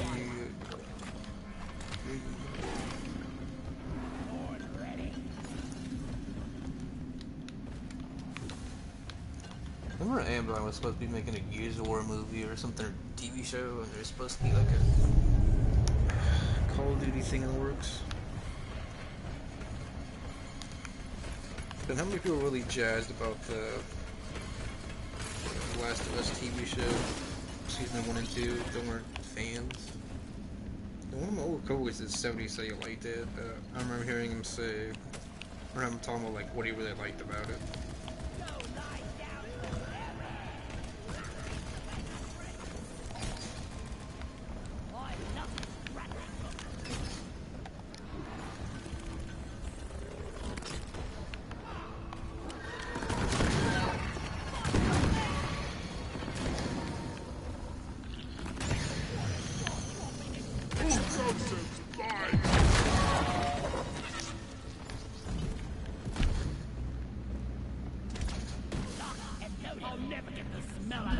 I got one more C4 explosive, so... Weapon ready. We need the... Oh, down there. Yeah. Got it.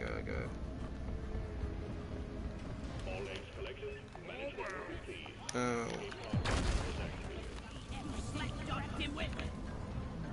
Oh. Okay.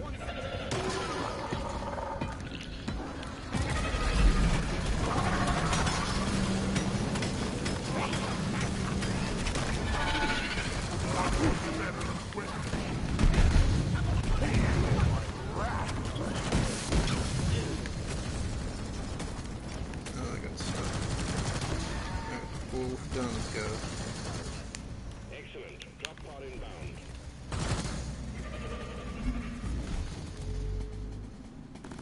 Take it easy.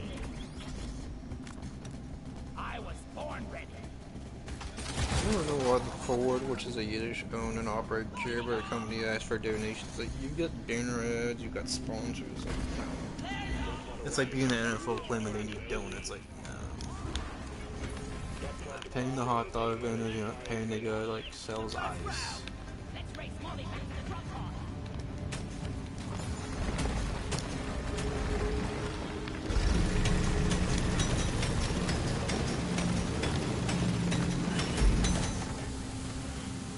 Don't even have any explosives. I'm not scared of you.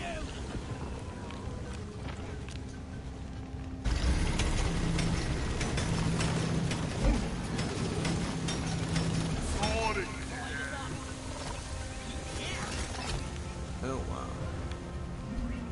Might be the last one getting there.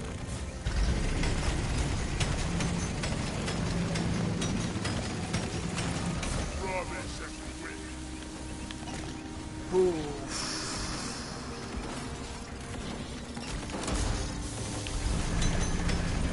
I don't know why like guards in Spain don't have guns. It's kind of like Russia and stuff. There's some like random people, not random, but citizens of Russia can own guns.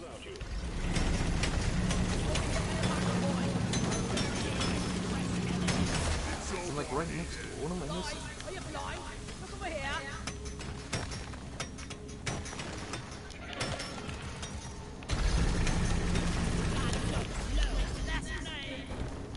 Oh wow.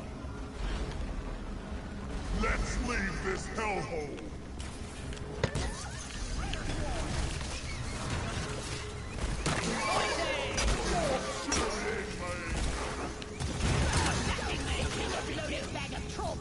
Let's go, guys. Let's go. Sit in the chair. Sit in the launch chair, guys. Goys. I'm not getting mad about it. That's not the point. Alright. Archive that today. Anti-Semitism decoded. It's Ford. How Trump has banned DEI at universities except for Jews. The Trump administration's ban on DEI at universities is a one big exception. Jewish students get special treatment. By Arno Rosenfield, August 4, 2025. The Department of Justice declared it illegal last week for universities receiving federal funds to give preferential treatment to members of any protected class, including funding safe spaces like study spaces or dorms for specific groups or recruiting minorities by targeting institutions that they are likely to attend. The notice was the most forceful in a series of policy announcements from the Trump administration meant to eliminate diversity programs on college campuses. Several schools around the country scrambled to comply with a similar directive from the Education Department earlier this year, with the University of Iowa eliminated student housing based on identity, common interest, and Ohio State University holding a scholarship for students engaged in diversity-based leadership. But the day after releasing the sweeping memo, Attorney General Pam Dye signed a legal settlement with Brown University requiring the school to conduct outreach to Jewish state school students and pay for enhanced security at the campus Hilo building, which seemed to violate her department's new guidance. There will be no more anti-Semitism, a jubilant President Donald Trump posted on social media.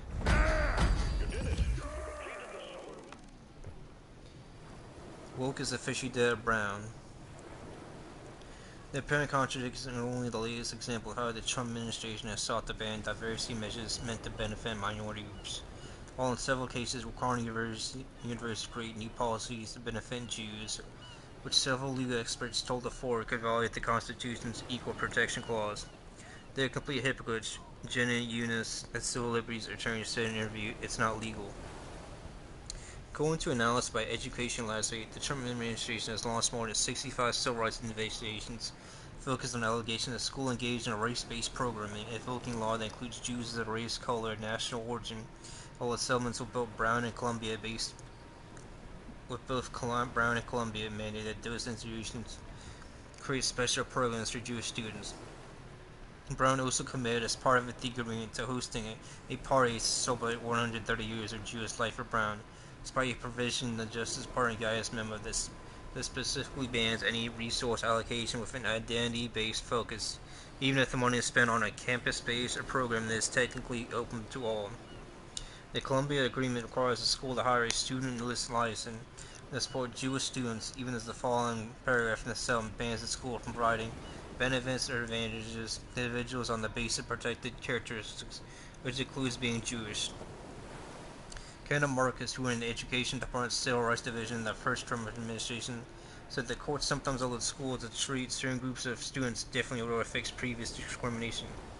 It may be that universities are simply being required to extend to Jewish applicants and Jewish students the same source of accommodation given the others, Marcus said. He said Brown and Columbia likely did not need to worry about violating the Justice Department's general guidance, since they had negotiated specific settlements with the government, acknowledged that there was a real question whether the Justice Department had compared other schools from proactively offering support and sending to help Jewish students. The Justice Department declined to make anyone involved in drafting the memo available for interview or to explain why schools like Brown and Columbia were allowed to offer special benefits to Jewish students despite the document's ban on race-based policy. No comment. Spokesperson Natalie Baldessar wrote in an email Friday. Many Jewish students are concerned about campus anti-Semitism and grapple with whether university diversity programs are a tool to help Jewish students are part of the problem. At times there's been a lack of coherence in the organized Jewish community, said David Bernstein, director of the North American Values Institute and author of Woke Anti-Semitism. Too many want DEI-style protections for Jewish students rather than fixing their underlying structural problems.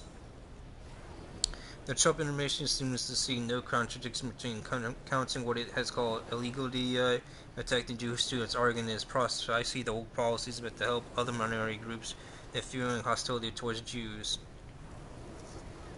The joint task force to combat anti-Semitism has focused much of its energy on dismantling DEI programs, because an anonymous White House official told the Washington Post believes anti-Semitism is only one system of the problems caused by liberal campus policies that label Jews and white students as oppressors.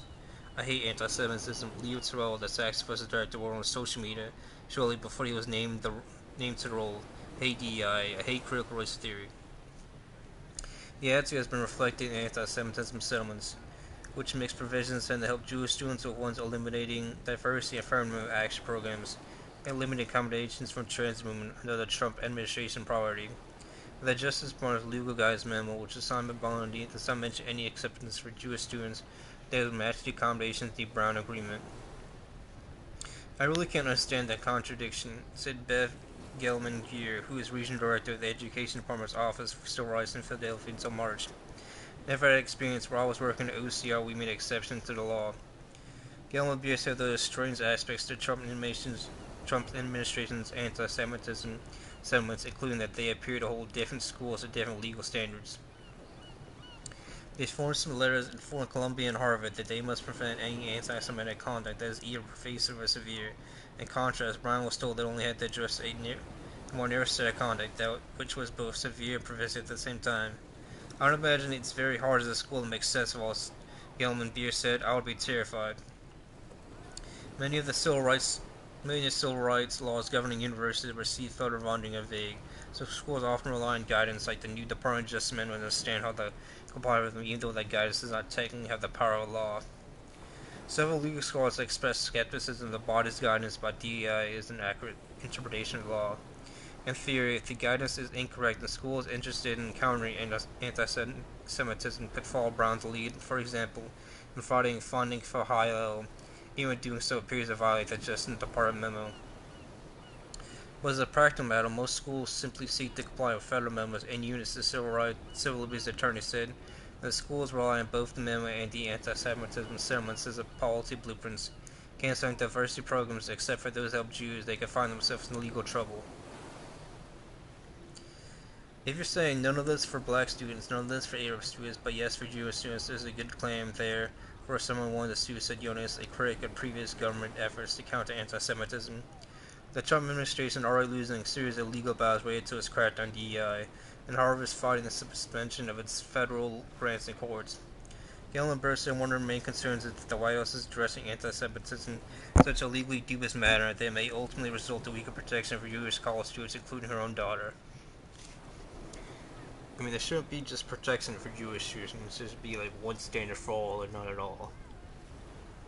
You're not creating agreements that skirt the line of legality that are inconsistent with each other. The next administration may reach back and nullify, said Gelman-Geer, whose office oversaw the highest number of settlements related to campus anti-Semitism following October 7th. Where does that leave Jewish students? Well, it leaves you to act like ordinary people. You don't need to be special. You shouldn't get special treatment.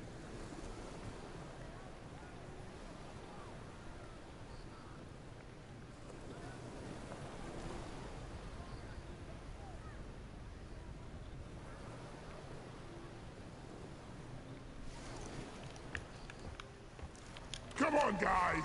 The fact we have the Civil Rights Act and affirmative action, that's how like a lot of women, a lot of minorities got to schools and stuff.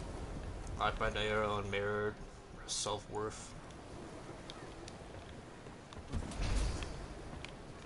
And I'm pretty sure all Sharpen's Church just declared like a non-charity like a month or two ago. I remember reading about it because someone posted it on Discord.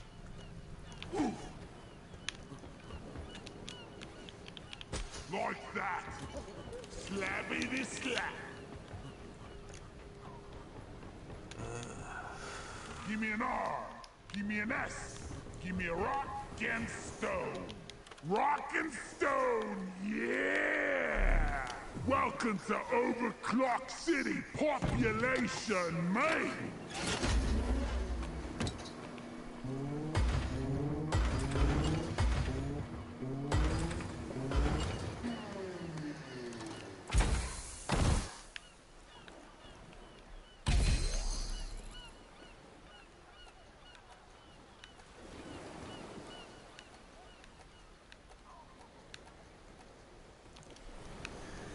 Okay, 1, 2, yeah, a few more. Alright, this is a religious news service. I'll turn off faves.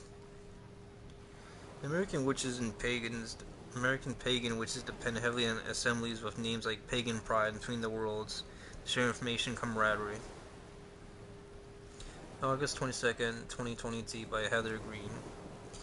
As widespread immunity and mild COVID-19 strains have spread across the U.S., pagans and witches like their neighbors have begun to gather more freely this summer at annual community events after 2 years of relative isolation. So some unwelcome guests. Street preachers and Christian protesters have long been a fixture of earth-based religious gatherings that they try to distract and teach people from enjoying what are typically outdoor festivals and ritual gatherings. But this year, simultaneously, these opponents of witchcraft and paganism have become more aggressive, even dangerous. There are about 30 evangelists this year, such as Star Ravenhawk, an elder and priestess of the New York City Wiccan Family Temple, organizer of Witches Fest USA, a street fair held in the city's West Village in mid-July. Over the past 7 years, barely half a dozen of these disruptors would show up, Ravenhawk said. But the groups who have appeared this year aren't just protesting, she said. They are collectively at war with us. They made that clear. Ravenhawk said the evangelists and street preachers walked through Witches Fest, holding up signs and preaching new amplifiers. By the day's end, their presence was called class cancellations and Avengers closings. Without former networks of houses of worship and often living far from fellow practitioners, American pagans and witches depend heavily on assemblies of names like Pagan Pride and Between the Worlds that share information and camaraderie. Or some are held inside conference centers or in hotel ballrooms. Some events tend to be visible and hard to secure. In 2016, Nashville Pagan Pride was visited by street preachers Quentin Deckard, Marvin Hyman, and Tim Baptist, who marched through the street then with signs, Bibles, and a bullhorn. In 2017, the Keys of David Church protested Philadelphia Pagan Pride Day. In 2018, a Christian men's group encircled a modest crowd at Auburn Pagan Pride Day in Alabama in an attempt to intimidate them. Indoor events aren't entirely immune. In 2018 and 2019, members of TFP Student Action, a division of America's Society for the Defense of Tradition, Family, and Property, are joined with Catholics in New Orleans to protest Hexfest, held annually at the Bourbon New Orleans Hotel. Religious flyers placed under hotel doors informed attendees they were surrounded. Your only hope is to accept defeat and surrender your life to the one who created you, read one flyer. On the same weekend as Witches Fest USA, attendees at the Mystic South Conference in Atlanta found Christian pamphlets in the lobby and a car windows outside the hotel where it was taking place. In Texas, Pastor Kevin Hendricks has encouraged Christians to take a stand against the Polk County Pagan Mark held in October. Many pagan events are not held in public spaces for this reason, although that has been changed over the past 10 years as cult practices have found more acceptance in the public eye. Held in busy Astor Place at tourist crosses, the day like Witches Fest USA, one of the most visible pagan festivals and therefore one of the most vulnerable. Ravenhawk creates this marvelous event every year in the heart of New York City as a public celebration where everyone is welcome as long as they maintain an atmosphere of respect towards others, said Elohim Leafar, who scheduled to lead a workshop at Witches Fest USA, has attended for years. The Christian group took a prominent position on one street corner as the first began attending, talking to attendees and preaching into amplification devices. Among them, Ravenhawk said she recognized members of the New York City chapter Christian began this ministry as a Toronto organization that had sent visitors before. After a security team asked the preachers to leave, Ravenhawk called the police as she had done in past years, but for the first time the cops did nothing, she said. The Christians say nobody is being bothered, Ravenhawk was reportedly told by the officers. In past years, officers would relocate the preachers to the far side of Astor Place, where they would continue without the use of speakers, which require a permit. This year, the Christian groups were allowed to remain at festival with their sound amplification. According to Ravenhawk, the officers called the preaching freedom of speech. It isn't clear whether the groups had permits. One attendee, Soror de Gloram Dio, said, when the police had the opportunity to downgrade things by possibly escorting the troublemakers off the air, they chose not to de-escalate. New York Police Department did respond to requests for comment. The officers treated us as we were invading the Christian space as if they had more rights than we do, Ravenhawk said. The preachers were loud and they're carrying on. Of course it was disruptive. When the organizers moved the workshop tent away from the corner near the preachers, the Christians moved followed. At a certain point, the protesters were not only in the surroundings corners of the event with microphones and banners inside, said Leafar, whose classical candidates to the preachers. We are not public, keep protesting at their churches on a Sunday, he said. It is not correct, moral, ethical to harass any individual in public or in private based on the individual or family beliefs, Leafar said. He believes this behavior comes from ignorance and a contempt for our individual values. By the middle of that day, 2 vendors left at Ravenhawk, telling her that they didn't feel safe.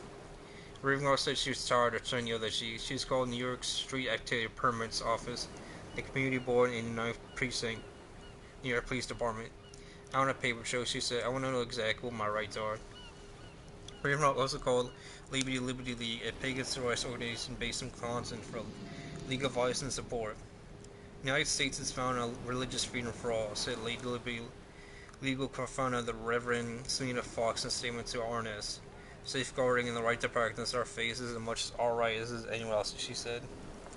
Some attendees suggested Ravenhawk move the event to a less public location such as a park hotel. "We shouldn't have to move," she said. "We fought for the location for 8 years. It took that long according to Ravenhawk for the community board to designate which is for USA an annual event. Suddenly she was called at the real flag every year, she said, and during questions such as, 'Are you going to burn babies?' Lee Farr agrees it is important to not back down. If we remain silent in the face of these protesters, these people who are new to our community are going to feel that they do not have the right to express themselves and to their individual faith openly. You are pagan and stuff."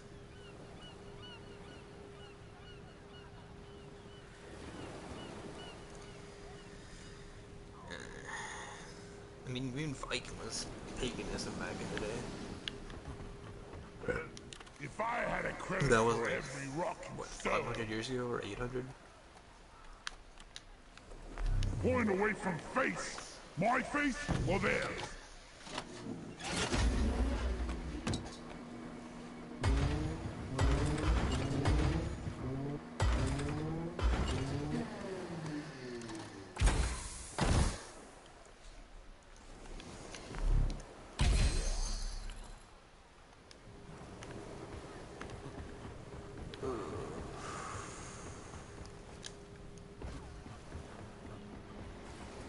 Yeah! Rock and stone! No, this is annoying. Rock and stone! Do we even have Joe like Pretty 4? sound of teamwork! Gunruns 3. Scouts. Oh, okay. So I'll just be, yeah, I'll be driller. Rock and stone!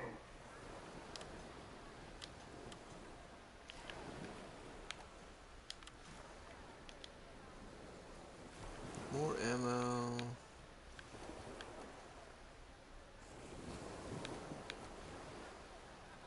I'll use face melter. Cool it wave. Gamma contamination.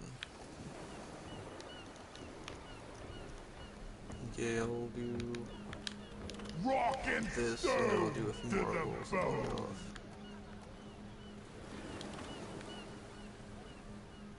This is close.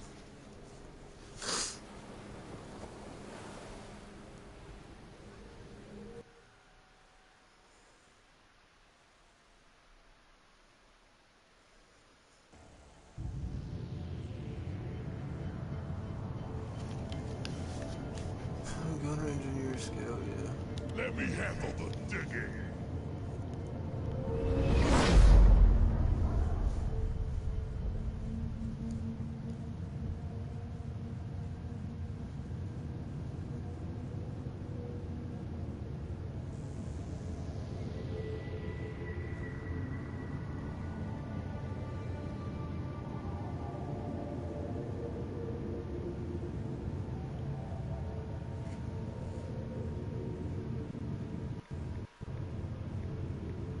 Things in my Amazon.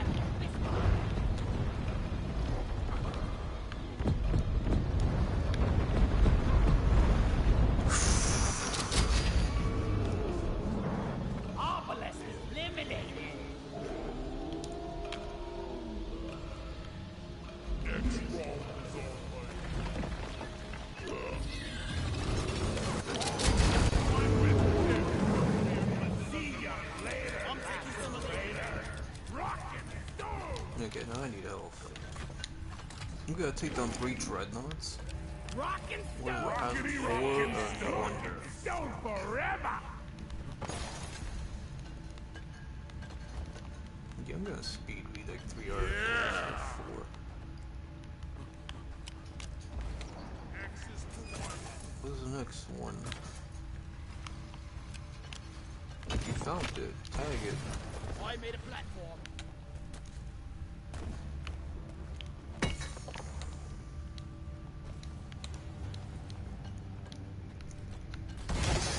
Axis Bro, what's the provided. point of low gravity if I can't just jump, like triple jump? Red sugar! Need some free space. Much better! Yeah, the Rowley's chicken and fries box earlier was pretty good.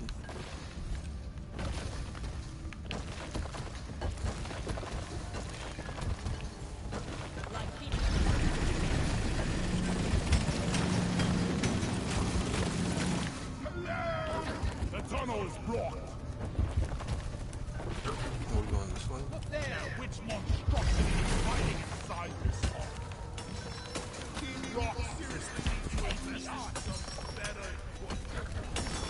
There's a dreadnought coon here.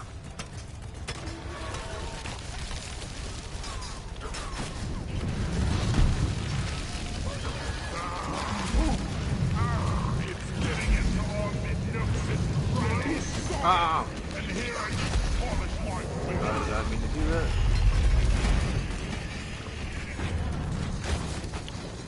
Need more ammo.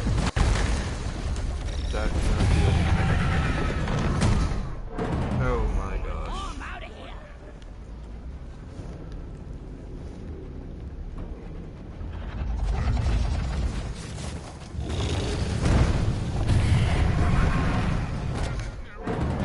Bro. What are you shooting at? Y'all need money to carry this. Watch where you're shooting, moron. Extra silent.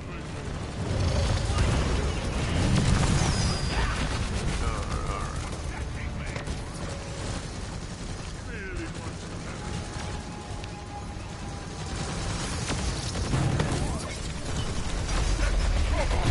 Alright, I missed.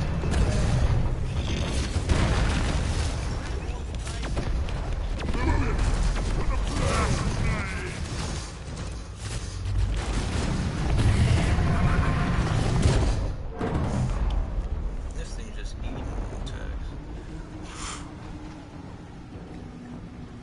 Down it goes. Gunther. Coast West. We ought to supply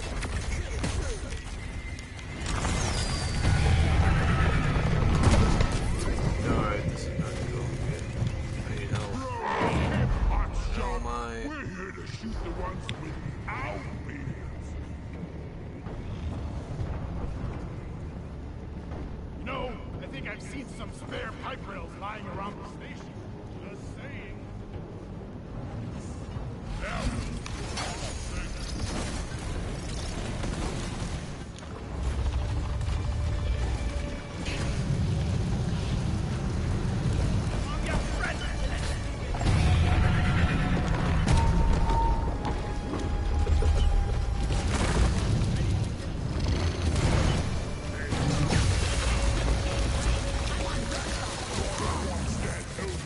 What's the one in Gamma Ray?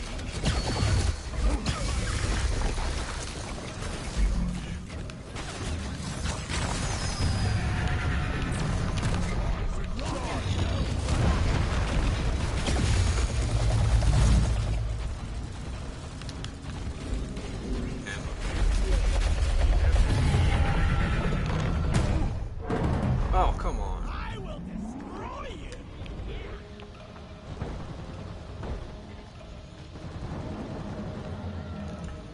Roll Sam underscore Slayer underscore 7, you're gonna have to carry.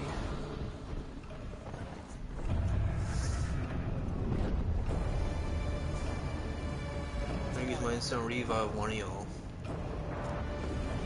I call for you. let's stick that.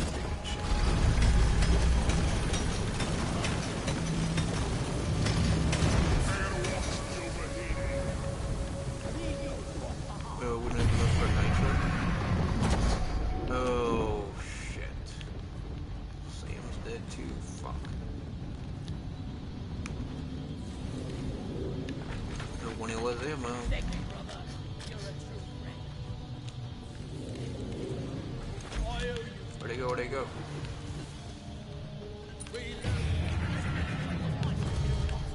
Where'd you go? Hear it.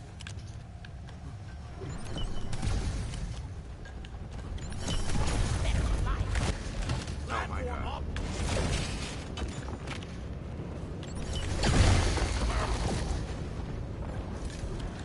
I'm after it.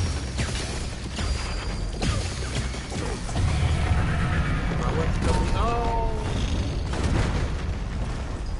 Stay away, stay. Oh, no, now it's got shield, now it's got shields.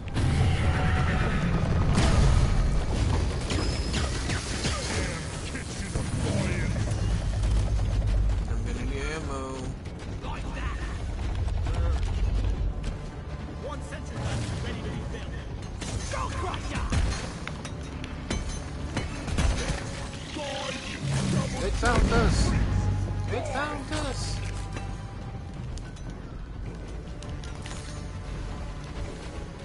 I don't have any explosives. Oh my, oh my.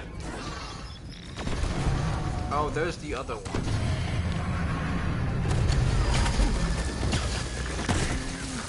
Who the fuck has it?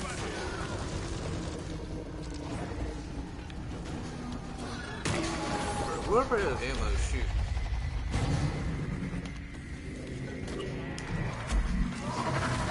What the god?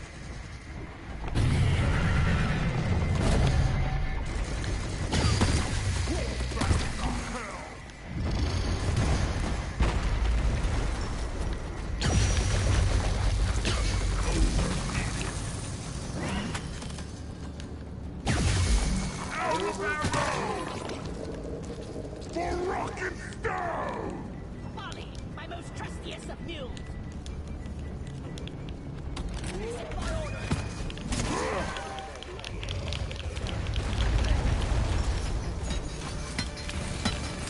Ready to shoot. Yeah, they have to tag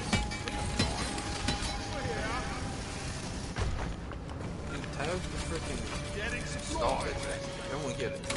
This pod will supply you with ammo and health. Okay, he's dead. I'm taking one. Ammo taken. This is the resupply. This has a freaking full. He still took out two of these. Don't shoot me!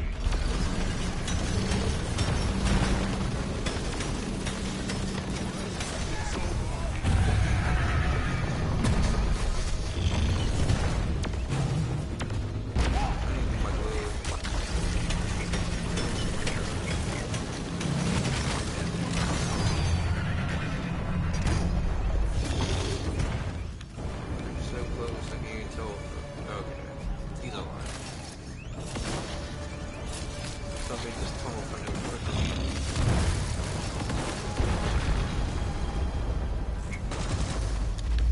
Explosives fire! Careful! Ah!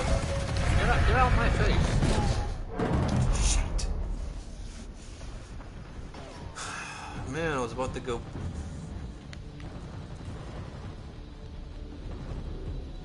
Okay, he's right behind us. And he's dead. Oh my god.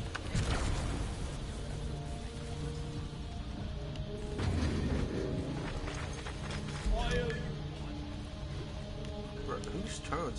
Put them on. Grabbing ammo.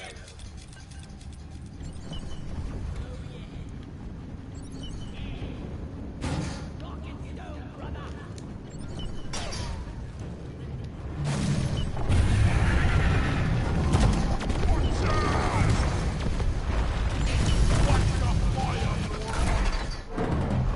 Yeah, I was when you go on the way. Oh man, now we need a lot of nitro. The hardest This they has fall. 4 and 5. Rock and stone! The rock and stone! By the beard! We need more nitro. Rock and roll! Rock and stone, you beautiful dwarf! It's already 10:20. Yeah, I need to start on that wash.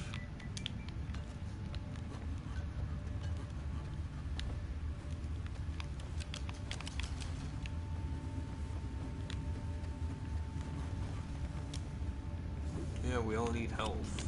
We need a lot of like resupplies.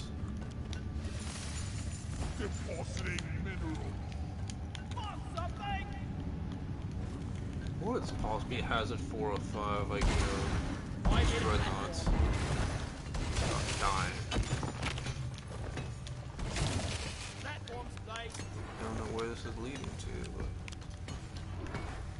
Alright, we can get the gold.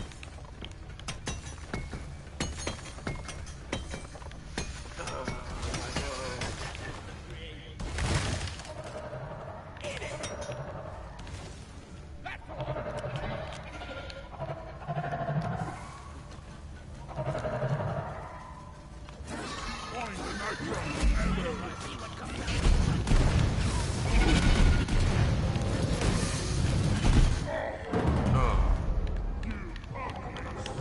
Oh, man. There's like 4 of them down by my body. Hover boots.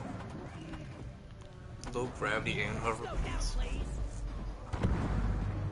Now you're dead. I'm dead. Now there's 2 of them left. Don't let him flank you. That was close. Thank you. You're rocking stone. Never alone. They had the red sugar. No, not red sugar. I mean, I'm totally loaded. nitro. When you know. I hope that wasn't on purpose. Rocking stone, everyone. Like that. Just take this to time. Life We need a lot of nitro.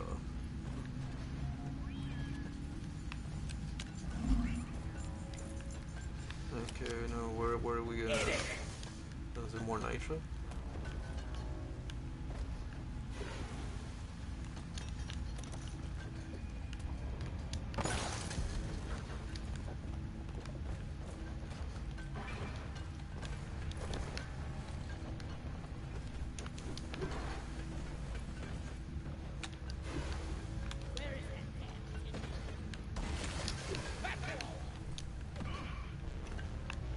We need nitro... 103, that's only one. 120 would be... I think 162. We need more, like a crap ton more.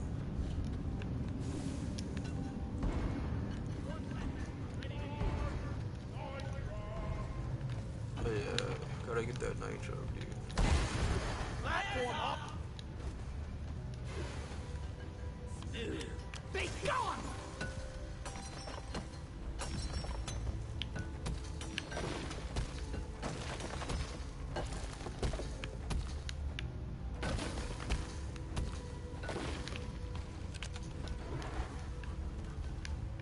Go. Yeah, I can't reach that. Donkey, come here. So long, suckers. Did y'all get it? Yeah, about now.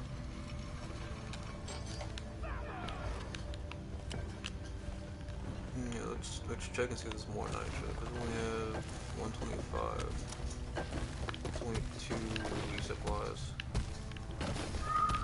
Terrain scanner just got updated with a new location. I'm already on my way now.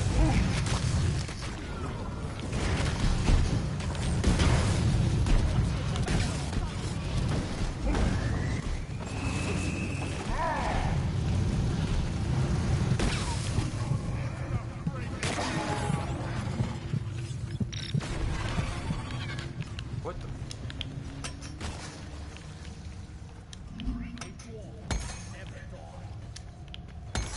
Well done. Secondary objective completed. 175 is good, I guess. Okay, 2 of those might have enough. Supplies are on the way. Oh, all you, bruh. We need 205, bruh.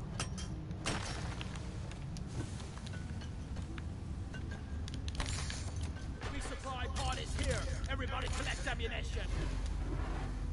I've got 36. R&D wants with these core No, stones. no, no, no, no, no, no, let's not waste resupplies. No.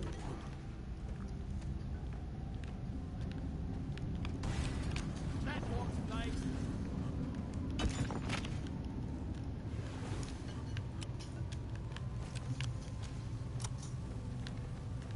are you doing? We don't have like 1,000 nitro. Watch and learn.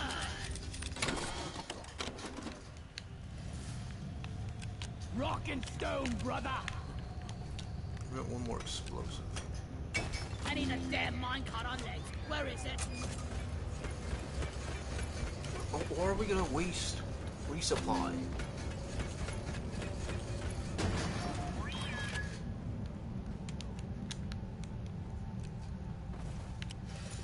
Dollar store kits, each toy liberated. To make your ancestors proud, This dude really wants to do this, bro. We're gonna point bonus die. activated. Jesus.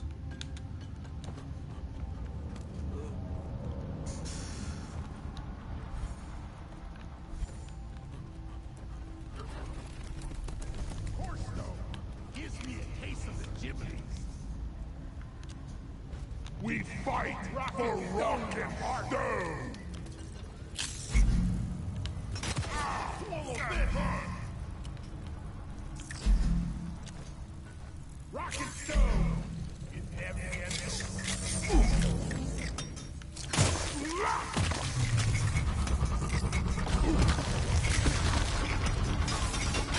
Bruh, egg first. Where did this thing come from? Really using him.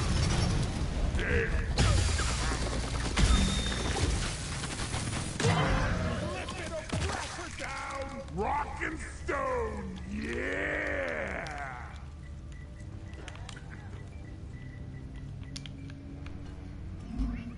Rock and stone. It never gets old. Why not? The E's way more difficult. Save the easy stuff for last.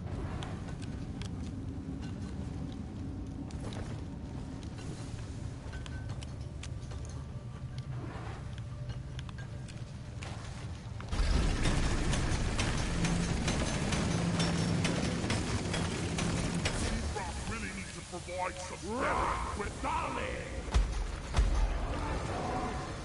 This is not good.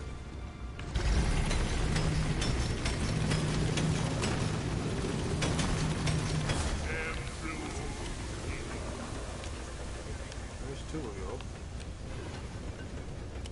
Over here by the marker point. Do you want to kick us or kick me? Rock and stone. Oh, he has 3 stars like I do. I mean, yeah, the course would have been easy. Well, let's take out the arbalest and shit first.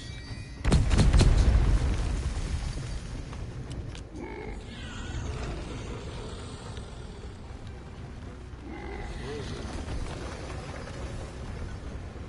Oh crap, I used a lot of my ammo.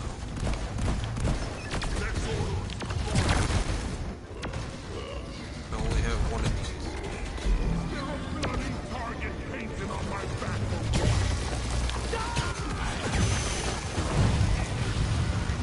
Shoot, shoot, shoot. Watch that over.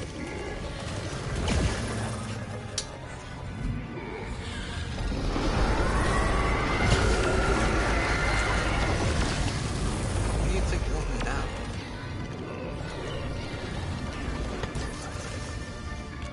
I didn't use the ball, bro. I didn't get mine.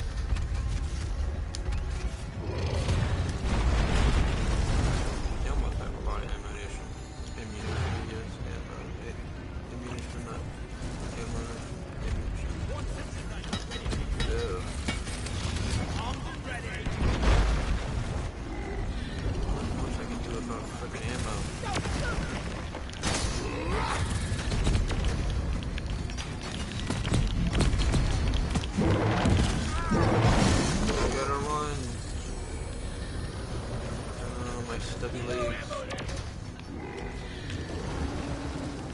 Can't tell where the resupply is.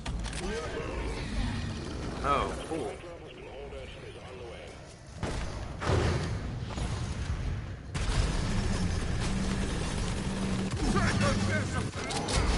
That's one. Tag the other one, tag it, tag it.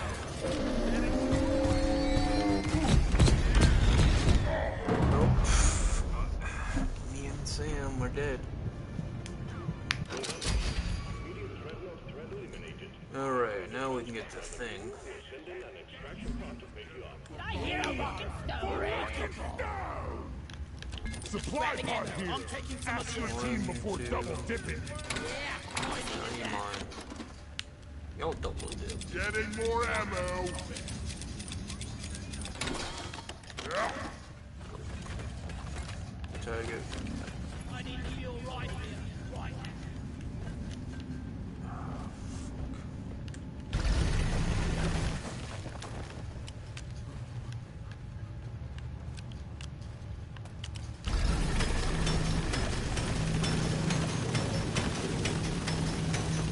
Rubbish equipment.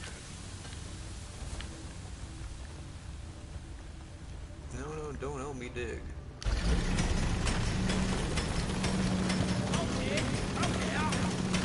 More damn lazy drills. Oh my gosh, hopefully the distraction is not too far away. Superheated. Core stone here.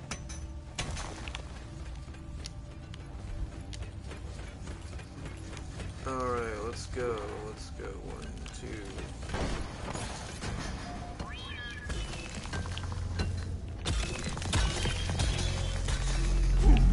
This is fun. Fun to destroy. Alright. In the back. Stay clear of the rips. They're dangerous. Yeah, I know.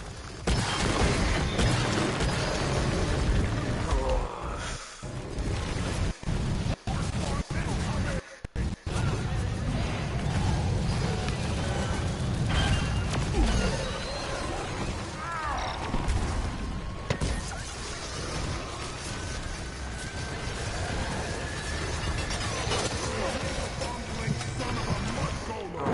We're on the same team.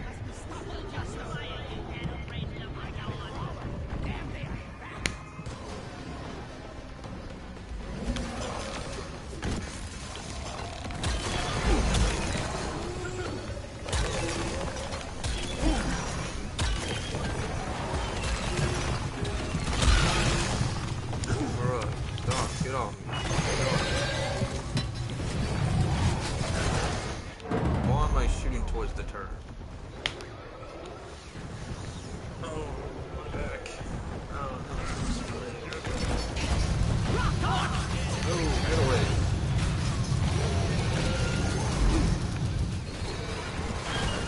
Gotta go revive this. I don't die. Okay. Oh, come on. No, I was trying to revive that, threw a grenade. Get into cover. Get the horse. I can...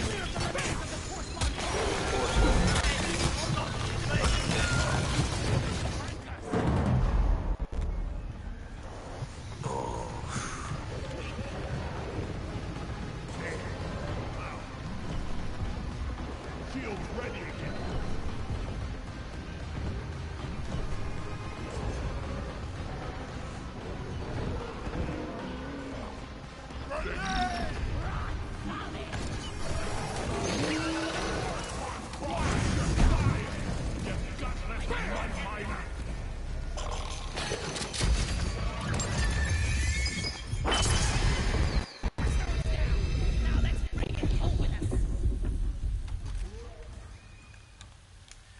Alrighty. High priority miners. Shield The core charge. stone seems dormant now.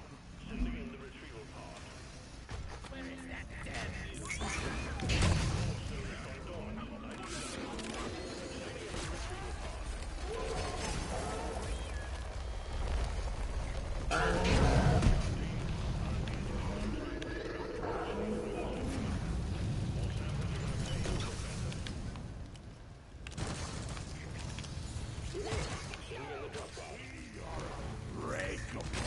Make every bullet count!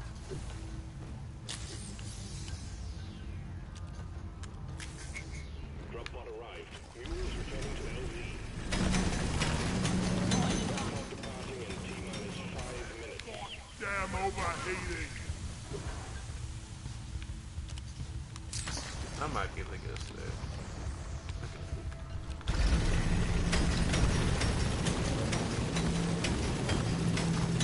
Naughty. Take the 15 meter zone, fucking try going to the surface.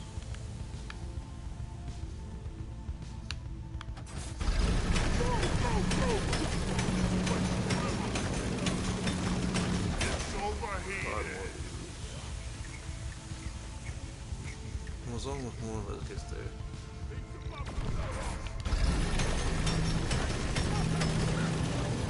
Ah! That didn't kill me.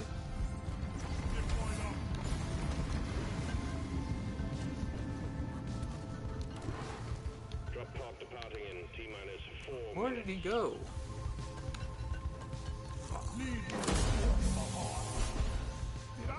Here we go. The mule's been successfully retrieved. Make it snappy, team. The drop pod won't hang around forever.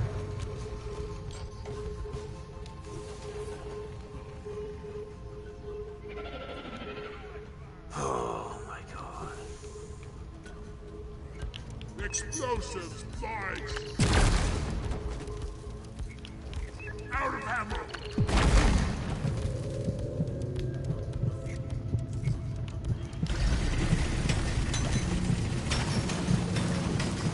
It's overheated.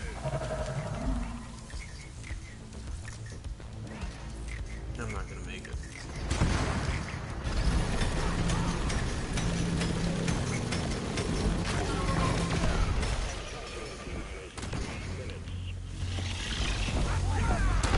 Oh, come on. I went all this way to revive this dude. One of y'all needs to make it.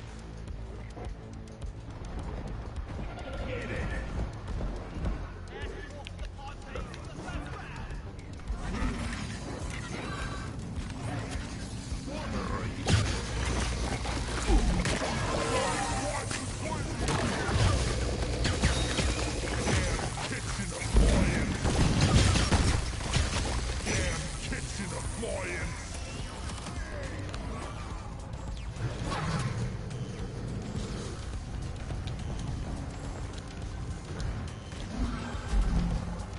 Bruh, how do you...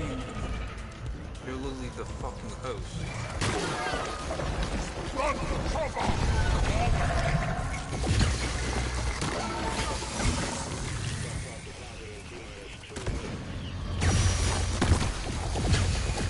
No You ammo. have no ammo, bruh.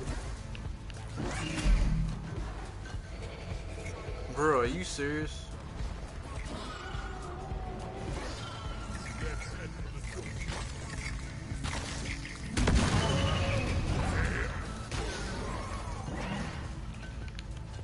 They have barely any drill power.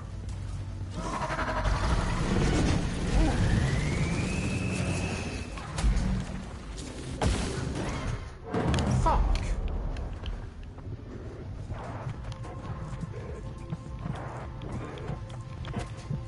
It's 10:40. I try to revive this guy, and then they want to go all because they want to do the freaking horror stone.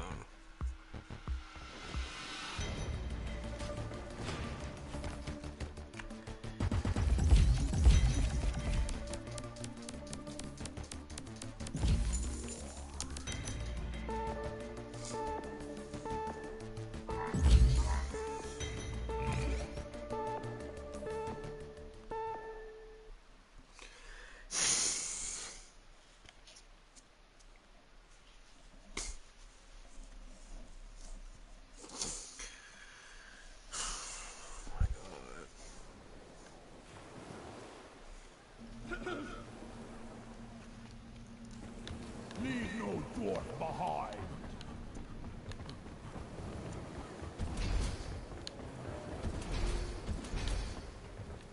Rock and stone forever! Rock and stone like there's no tomorrow. Yeah, it's hard to do when I'm running on a drill charge. Yeah, I was like 70 meters away, and you want to do the course down.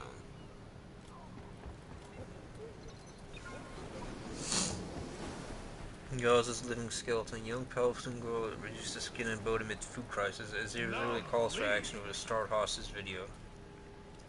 By Sabrina Penty, Foreign News reporter. Published 1548 BST August 4, 2025. Updated 1747 BST August 4, 2025. Harrowing photos show how a young Palestinian girl has been reduced to skin and bone amid the continued wars over the plight of people in Gaza. The day after Israel called for action over a shocking footage of an emaciated Israeli hostage held by Hamas, new photographs of a severely malnourished Palestinian child emerged.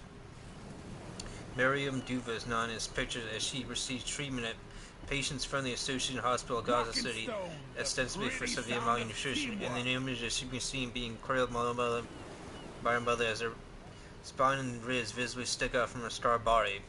This is the latest in a series of disturbing images to emerge from the Palestinian enclave amid claims its own residents are starving, and roll over the cause between Israel and foreign critics. Pro-Palestinian voices blame Israel for the images of starvation, accusing them of blocking aid. Israel denies his claims and accuses Hamas of stealing and hoarding aid. UN-backed experts have said they have mounted evidence of famine in Gaza, calling for Israel to allow more aid to enter, while Israel insists there is no starvation, arguing Hamas is using a famine narrative for leverage in ceasefire talks and blocking aid. As calls grow for a lasting ceasefire,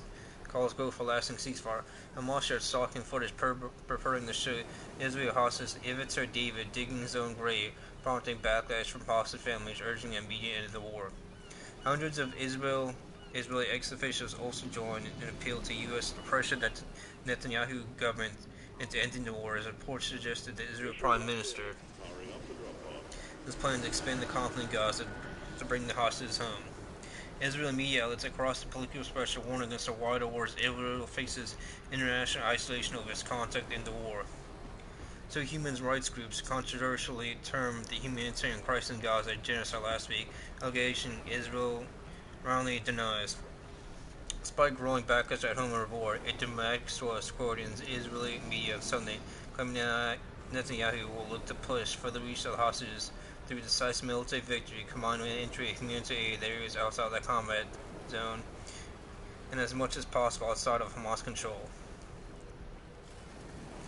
The distraught family hostages sharply rebuked the suggestion, arguing expanding the conduct could endanger those still in Hamas captivity.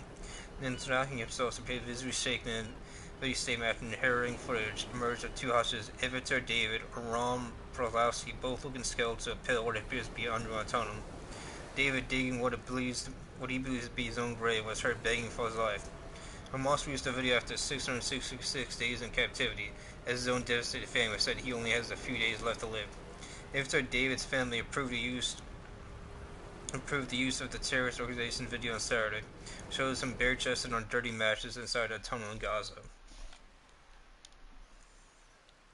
The video goes on to accuse Israel of starving not only Palestinians but Israeli hostages as well. The issue of a looming food crisis in Gaza has dominated headlines. Recent days of aid groups urged Israel to do more to facilitate aid and to strip as pictures emerged purporting to show severe malnutrition. 5-month-old Palestinian infant Abdul Karim Son is shown in the haunting scene photos, in which he appears severely malnourished, said to be surviving only water and his mother unable to access milk or food. Photos of 58-year-old Palestinian Salim Abraham Asfar is visibly displaced from the Abbasan area of southern Gaza, shown looking severely thin with his bones popping out from his chest. Despite having the chronic illnesses, Asfar's weight has reportedly dropped since only 40 kilograms as a result of inadequate access to food. It also came after the photo series released last week showing a skeletal Gazan infant drew skepticism as emerged that the child suffered pre-existing health conditions. The image comes as 5 Palestinians died of starvation or malnutrition over the past 24 hours, Gaza Health Ministry claimed on Monday. The new deaths raised the total of those dying from hunger to 180, including 93 children since the war began.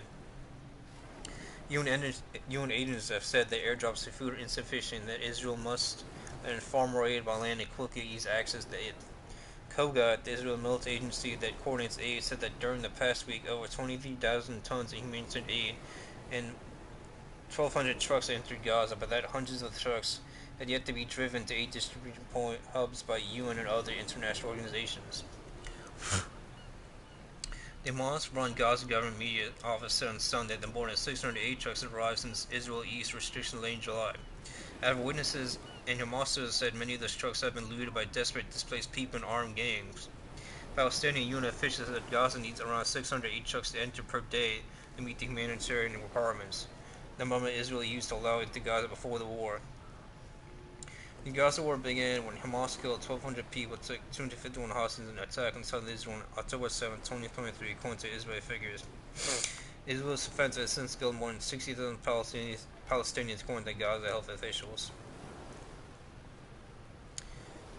According to Israeli officials, 50 hostages now remain in Gaza, only 20 of whom are believed to be alive.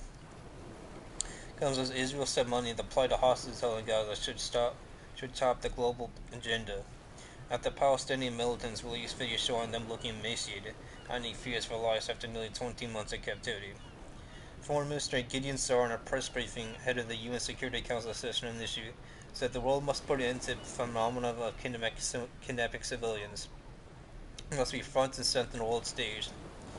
Of the 251 hostages seized during Hamas's October 23 attack on Israel that triggered the ongoing Gaza war, 49 are still held in the Palestinian territory, including 27 the Israeli military says are dead.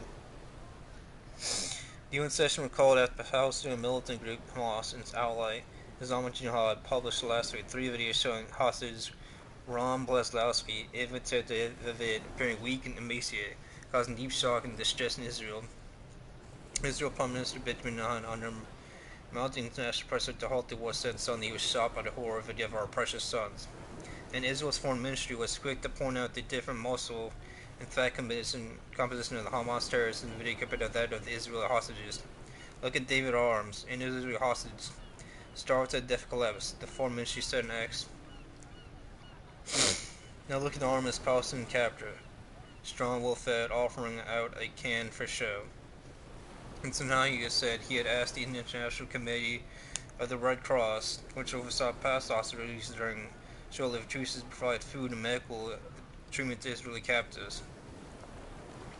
Hamas's armed wing, the Asadon al-Qassam Brigade, said it is willing to allow Red Cross access to hostages in exchange for further humanitarian access for food and medicine to all of Gaza, where the UN-mandated experts have warned famine is unfolding. The ICRC said in a statement it was appalled by the harrowing videos that reiterated its call to be granted access to the hostages. Netanyahu's government has faced repeated accusations by relatives of hostages and other critics for not doing enough to rescue the captives. Netanyahu is leading Israel hostages in a room, said a campaign group representing the families of the captives. In a statement, the hostages and missing families forum said that for 22 months, the public has been so illusioned that military pressure intensified in bringing the hostages back. The truth must be said, expanding the war endangers the lives of hostages, who are already in immediate mortal danger. Mediation efforts led by Qatar, Egypt, and the United States have failed to secure an elusive truce. On Saturday, tens of thousands of people have rallied in the coastal suburb of Tel Aviv to call on the government to secure the release of the remaining hostages. Hundreds of retired Israeli security officials, including former heads of intelligence agencies, have urged U.S. President Donald Trump to pressure on the government to end the war. As our professional judgment, Hamas no longer poses a strategic threat to Israel, the former officials wrote in an open letter shared with the media on Monday. The war nearing its 23rd war is leading the state of Israel to lose its security identity, said Amy Alon, former director of the Shin Bet Security Service, video released to come to the letter. The letter argued that Israeli military has long promised the 2 objectives that could be achieved by force: dismantling Hamas' military formation and governance. The third and most important can only be achieved through a deal, bringing all hostages home, it added. Hamas' 23 attack resulted in the deaths of 1,290 people, most civilians, according to an AFP tally based on official figures. Israel's campaign in Gaza killed at least 60,993 people, also most civilians, when the figures from the hospital and territories health ministry which are deemed reliable by the UN. Gaza still the immense aid said Israeli fought on Monday killed at least 15 Palestinians, including 8 who were waiting to collect food aid from a site in central Gaza. In Gaza City, Husama Ahmed was mourning a relative she said was skull trying to reach an aid distribution point. We were starving. He went to bring flour from his family, he said. The flour was stained with blood. We didn't want the flour anymore enough. Further south in Deir el-Balah, Palestinian man Abdullah Uba Masoud AFP, his daughter and family were killed in an Israeli strike. They're crying and attacking young children, he said, that perhaps they will wake up but never will. Comes at least 40 Palestinians killed by Israeli gunfire and airstrikes in Gaza on Monday, including 10 seeking aid. Health authorities said, including another 5 had died of starvation and what humanitarian agencies warn may be an unfolding famine. The 10 died in 2 separate incidents near an aid site belonging to U.S.-backed Gaza Humanitarian Foundation, Central Southern Gaza, local medics said. The United Nations says more than 1,000 people have been killed trying to receive aid in the conflict since the GHF began operating May 2025. Most of them shot by Israeli forces operating near GHF sites. Everyone who goes there comes back either with a bag of flour or carried back on a wooden stretcher and martyred or injured. No one comes back safe, said 40-year-old Palestinian Bilal Thari. He was among mourners at Gaza City's Al-Shifa hospital on Monday, who gathered to collect the bodies of lovers killed that day early by Israel's fire that sought aid, according to Gaza's health officials. At least 13 Palestinians were killed on Sunday while waiting for the arrival of UN aid trucks at the Zikin crossing on the Israeli border with the northern Gaza Strip, the officials added. At the hospital, some bodies were wrapped in thick patterned blankets because white shrouds, which hold special significance in Columbus burials, were in short supply due to the continued Israeli border restrictions and mounting number of daily deaths, Palestinians said. We don't want war, we want peace, we want the misery. We are out on the streets, we are all hungry, we are all in bad shape. Women are out there in the streets, we have nothing available for us to live a normal life like all human beings. There's no life, Thari told Reuters. There's no immediate combat, zeroing on the incidents of shootings on Sunday and Monday. Israel blames Hamas for the suffering in Gaza, says it's taking steps for more aid to reach the population, including pausing fighting for part of the day in some areas, airdrops announcing protected routes for aid convoys. You can stop killing. I mean, it's your fault the war is going on. Hamas is just fighting self-defense.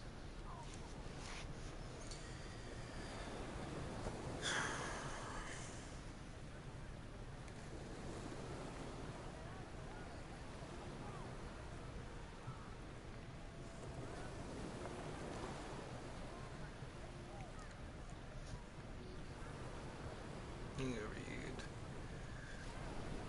3 more articles and I'll get off.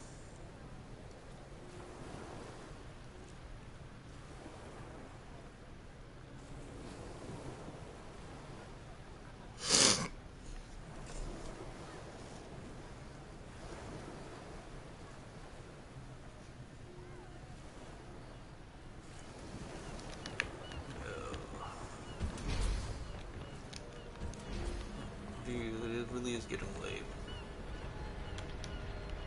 Rock and stone! You never get just what the doctor ordered. We are unbreakable!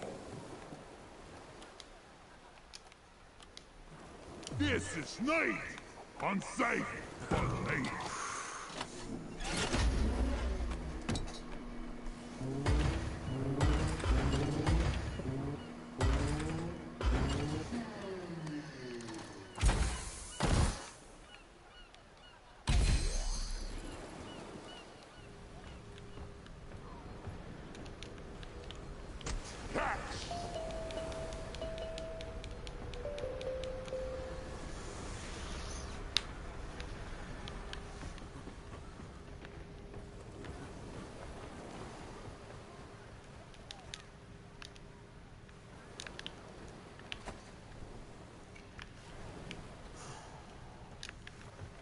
Rock and stone in the heart.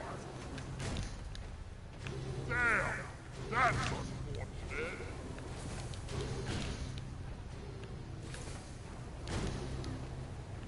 No!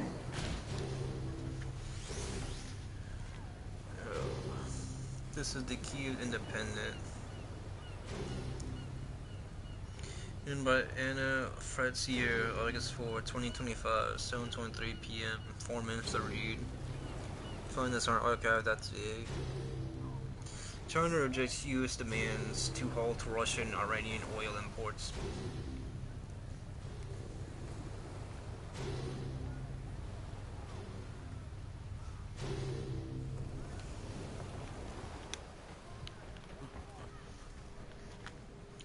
China is pushing back against U.S. demands to stop purchasing oil from Russia and Iran, as the Associated Press reported August 4th.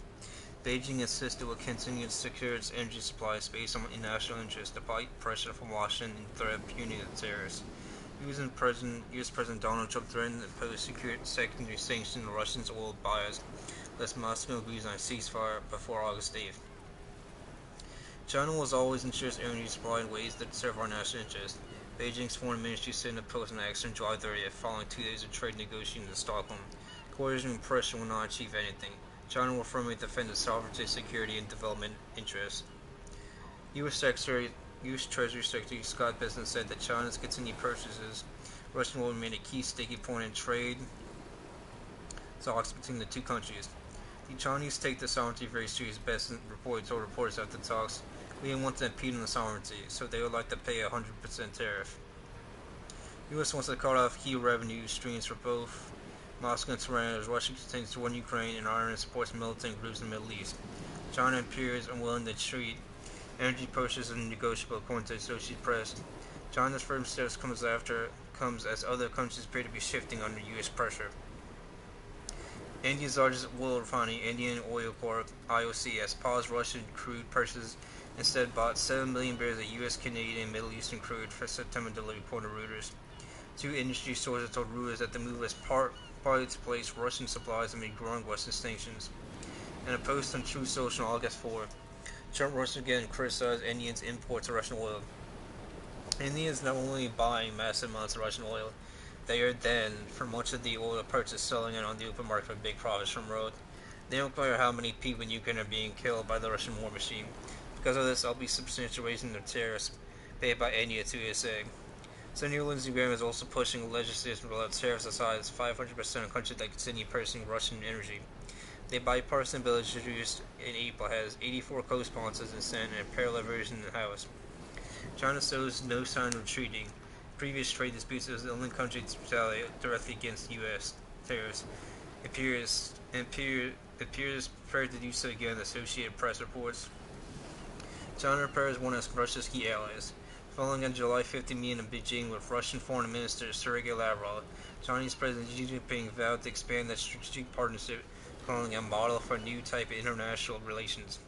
Xi emphasized that mutual trust had to be deepened, urged both sides to strengthen mutual support on multilateral forums.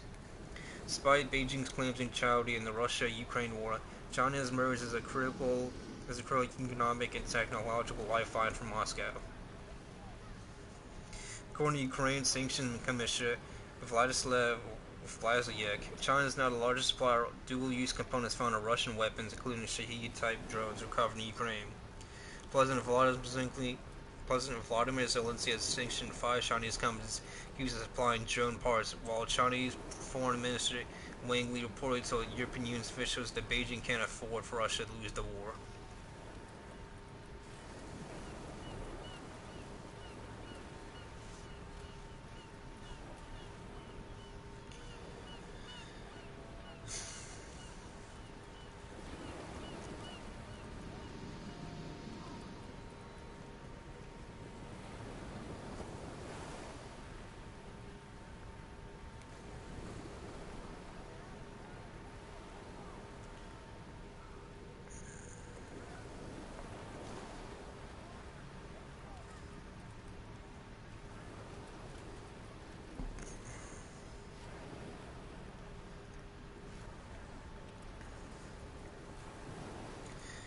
Okay, this is a 10-minute read.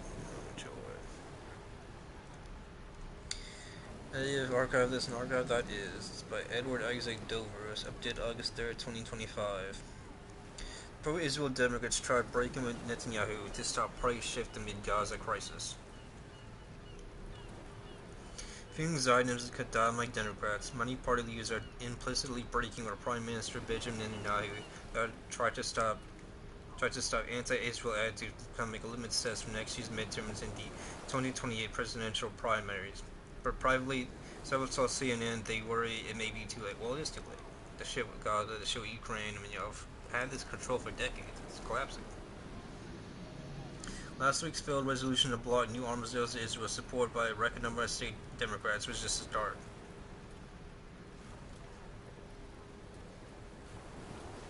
A new letter to recognize a Palestinian state gaining signatures in the House.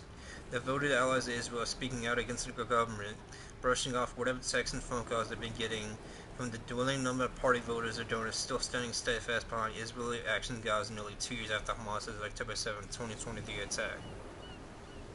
It's no longer just the father rejecting Netanyahu's years identifying more with Republicans. There is also a bitter backlash from my main Democratic politicians who have felt bullied by the Israeli government and the American Israeli Public Affairs Committee, a lobbying group, and there is revulsion of the images of starvation and dying children. We can disagree about a lot of things in the foreign policy space, but there's no room to tolerate mass starvation, said Hawaii Senator Brian Shahatz, who is Jewish, and while he's seen one of the party's future leaders in the Senate. Swatch argues there's a conflict of opposing the Israeli government and opposing Israel's right to exist because of ridiculous and intentional strategy meant to distract. I think there's a recognition that Netanyahu is making Israelis and Jews unsafe all over the world, Shahat said. More and more of us are saying so and voting accordingly. U.S. Representative Mikey Sherrill, who represents a moderate district in New Jersey, with a significant Jewish population, is now the Democratic nominee for governing a traditionally blue state where Trump ran stronger than expected. She sensed a clear shift among voters. We're seeing more and more people come to October 7th was horrific. His hostages need to be released. Israel has a right to exist. Netanyahu has been a really bad actor in this space for decades. Starvation of people in Gaza is unacceptable. Yeah, this has been happening for decades. I mean, it's Israel's fault, Middle East's fault. The idea that in reading of Hamas, you're going to kill hundreds and hundreds of innocent children and families is not the way the United States conducts their support of the Allies, Sherrill told CNN in an interview last week. So Netanyahu has to be held accountable. And Minnesota Governor Tim Walz, who is a 2024 Democratic Vice Presidential nominee, is considering his own presidential one, so after how we saw the Israeli conflict resident on the trail last year, it'll still be an issue for 2028. As for what comes next, Walz says people are going to have the conviction, however they talk about. When Netanyahu visited Capitol Hill during a trip to Washington in July, only a handful of Democratic senators participated in a bipartisan photo with him. Among those was New Jersey Senator Cory Booker, an adamant defender of Israel who was mocked on social media for seeming to stand in a way that his face couldn't be seen in the shot. Booker, who has been raising money ahead of another potential presidential one, told CNN that was just about an ad angle and he stood where the photographer directed. He said he agrees in being critical of Netanyahu, but you cannot demand negotiate work towards a resolution of the conflict if you're not having conversation with the principal players that are doing those things. Leaders of multiple Jewish and pro-Israel groups told CNN privately they have grimly determined their best and most practical approaches to see where Israel is doing election next year. But critics have tried in vain for parts of 4 decades to wait out Israel's longest-serving prime minister, a conservative who's stemming Democratic presidents going back to Bill Clinton. Netanyahu rejects the creation of a Palestinian state and claims there is no starvation in Gaza, even as the government has been under international pressure to permit this distribution of more aid. And there's still top Democrats who will stand with Netanyahu or at least limit the distance they keep from him. That's whether they're ready to break with Netanyahu and aid the House Democrat leader Hakeem Jeffries, following the recent statements decrying violence and calling humanitarian aid. Aid the Senate Democratic leader Chuck Schumer did not respond. The traditional AIPAC-funded trip of House Democrat freshman Israel this year led Maryland Representative Steny Hoyer, the former House Majority Leader Democrat Caucus, chaired B. Aguilar of California, leaves later this week. You respected me anyhow while there. He spoke. A Hawaii spokesperson declined to confirm details of the trip, including whether the group would meet Netanyahu. The Guerrero Democrat that stated Netanyahu in public voiced his feelings that still resonate with some voters and known as his Pennsylvania Governor John Fetterman. That's the Democratic elected leader. You have to make a choice. Hamas or Democratic elected leader. I'm always going to stand with Israel through this, Fetterman said. I saw this picture. It's obviously appalling, heartbreaking. Many people blame Israel for that. I only blame Hamas, and I blame Iran ultimately. All Iran did was defend themselves. They're not the reason people are dying in freaking Palestine. It's Israel, and everyone knows that. What a liberal take. We have to balance. Zoran Mandani's June win in New York City Democrat mayoral primary proved both that being unwilling to affirm support for Israel's right to exist as a Jewish state or calling Israel's content a genocide is not disqualifying, even in a city where Jews make a large portion of the electorate.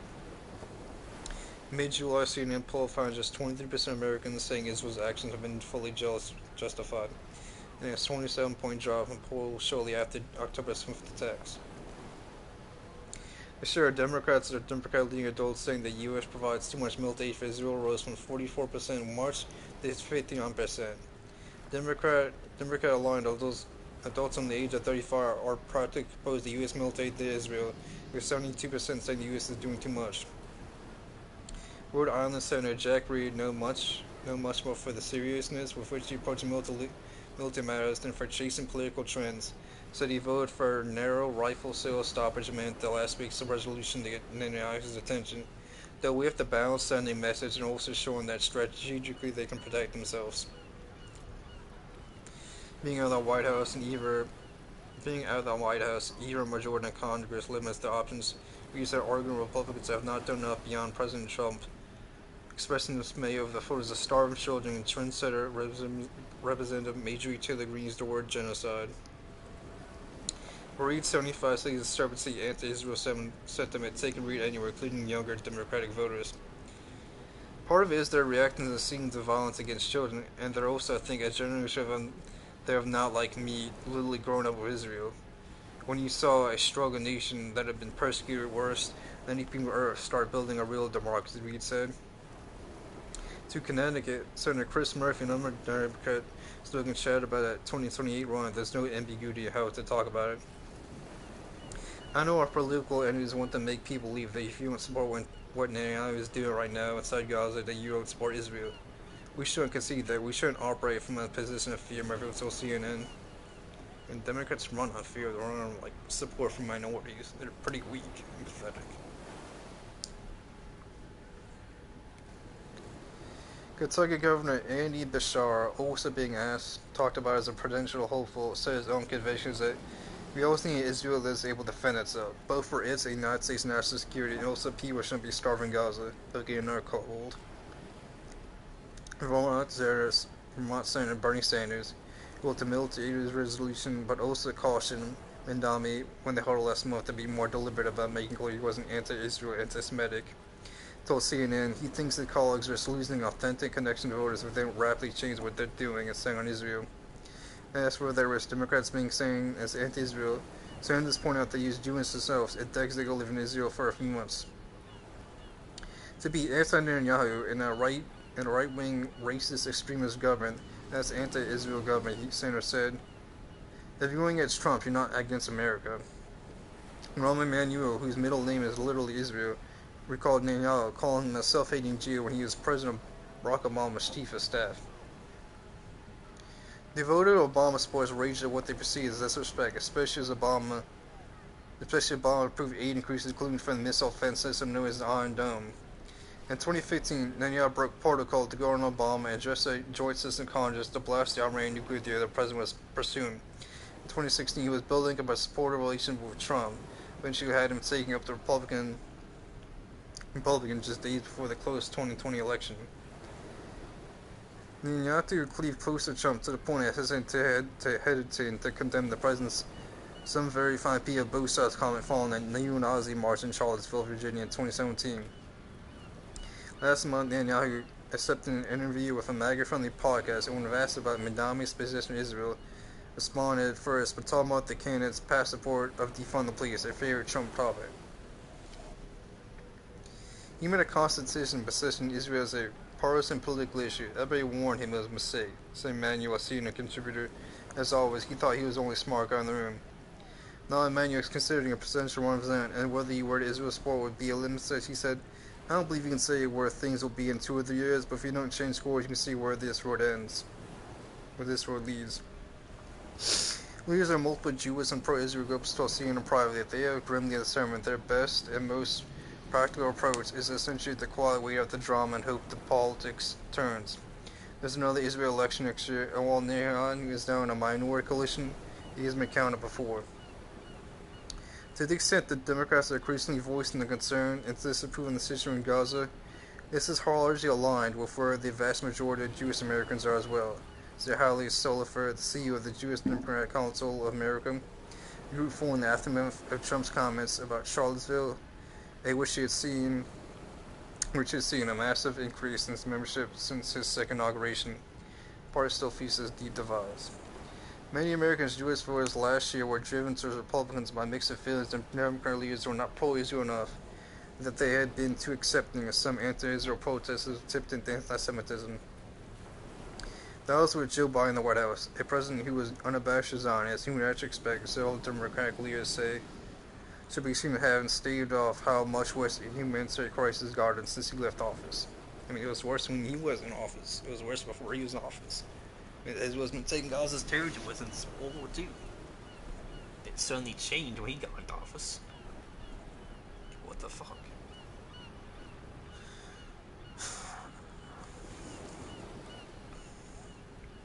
Biden's actions comments also fueled the uncommitted movement and protesters who regularly interrupted events last year, arguing that the same positions that others deem insufficiently pro-Israel were in fact overly pro-Israel.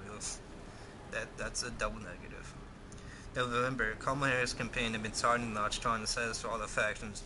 The widespread disapproval helped fuel narrow loss in Michigan and Pennsylvania, both had large Jewish and Arab-American population beyond.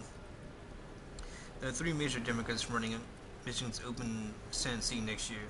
Abdul Issayad, who backed the ultimate movement, has accused Israel of genocide. State Senator Mali McMurrow, who at a campaign event on Wednesday, spoke up begging about the watching suffering and said now, we cannot let this man tell us what we are saying with our own eyes and not what is actually happening. And U.S. Representative Haley Stevens, who has been praised by AIPAC for supporting Israel and describing Israel as a strong ally of the United States of America, in mocking a beacon of hope. Schumer and Senator Kirsten Gillibrand, used the Senate Democrats' campaign arm, expressed a preference for Stevens, who put out a statement last week calling for cooperation to get food in Gaza and Israel hostages out. I mean, Stevens is literally a pawn, not a champion, not a rook, a pawn. Pawns are easily malleable and they're pretty much shits, like Ben Shapiro. North Carolina Governor Josh Stone, the first Jewish leader of his right state, said he is not convinced the issue will move voters overall. He said there's no way to look at the policy or politics and not be incredibly sad. The Democrats have a tougher line simply because Republicans say we're all in with Israel. So people know to either go or leave, whereas people just get angry at Democrats, Stein said.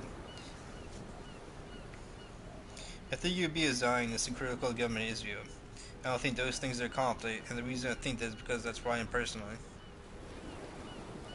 No, being a Zionist is being pro-Israel and being pro-IDF and pro-genocide. Being critical is actually having an actually non-NPC, like, you know, a thought, an opinion.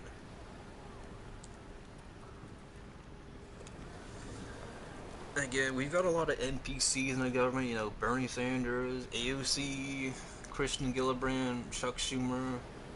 These are all far-left commies that should have been kicked out of power, but a lot of people keep simping for them. AOC even got lucky. I mean, she's a Hispanic woman. It's like 2 double lefty points. And Barack Obama, a royalty guy from Kenya, he was with a white woman. They were told, like, hey, you gotta get a black wife. It's all that diversity portion you gotta do for the Democrats. They do it with the Republicans too. I mean, you look at Thomas Madison, he's like the only Chad in Congress. There's this guy in Louisiana trying to, like, oust Cassidy or whatever from Louisiana. He's a senator. And he's like Miguel something. And look at this guy. It's like, you don't really represent my people. Why would I vote for you?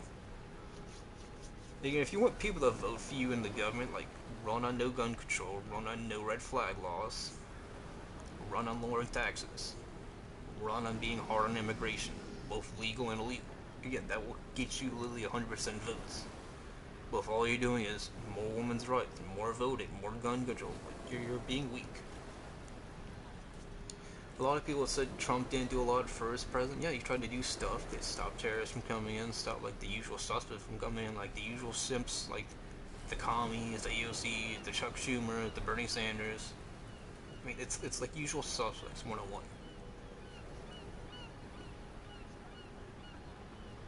I mean, Eric July once claimed he won the walk in the corpses of Marvel in DC. I'd say he said that metaphorically because, like, Marvel's run by Disney, it's a division of Disney, and I don't think they're ever gonna sell it. It's like people saying, "Oh, George Lucas is gonna like get started." Like, the guy's like 60 or 70. He hasn't made a movie since like the early 2000s.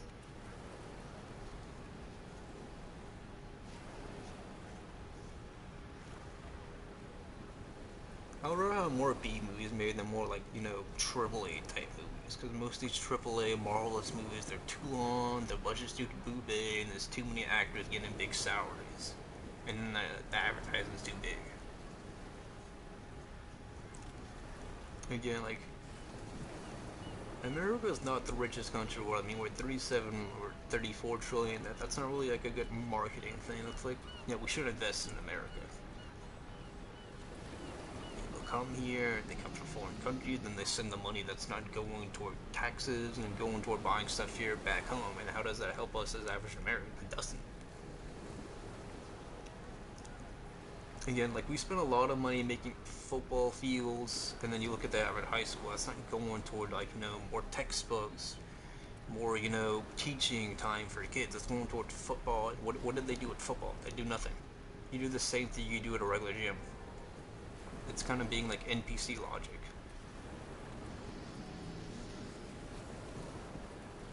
Like, the average boy is going to see working on a farm, baling hay, you know, fertilizing stuff on the farm. That is work, that is skills, that is repetition, that is make you strong mentally, physically, and spiritually.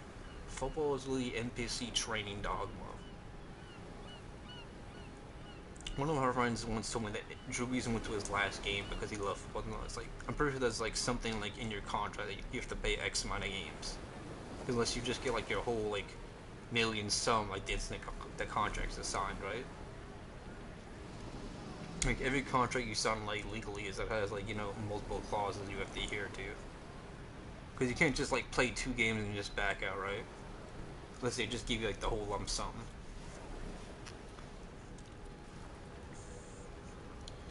Okay, this is the Jewish Chronicle. Netherlands accuses Israel of trying to influence Dutch public opinion. A report lists the Jewish state alongside Russia, Turkey, and Iran as countries that have sought to shape public opinion and political decision-making. July 29th, 2025, 0953. By JC Reporter, Jewish News Syndicate, a 2-minute read. I'm gonna read this article, another one, and I'll get off. Dutch intelligence agencies have accused Israel. What the fuck? Is that it? Is there only 3 lines? Is this the smallest article ever?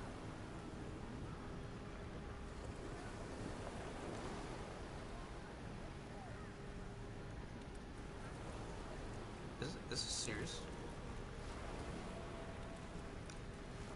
This is serious? Dutch intelligence agencies have accused Israel of seeking to influence politics and public opinion in the Netherlands after last year's attacks on Israeli football players that wounded 25 Jewish tourists in Amsterdam. The threat meant a state activist 2025 report, which was published this month by the European country, 3 main intelligence agencies list the Jewish state alongside Russia, Turkey, and Iran as countries that have sought to shape public opinion and political decision-making. Israel tries to influence political and public opinion abroad, including the Netherlands, reports stated, adding, this is illustrated by the distribution of report from the Israeli Ministry for Diaspora Affairs in combating anti-Semitism following disturbances surrounding the soccer match between Ajax and Maccabi Tel Aviv in November 2024. The report is not shared with the Dutch government through official channels, was deliberately sent to specific politicians and owners, according to the report. Yeah, this was listening to men read.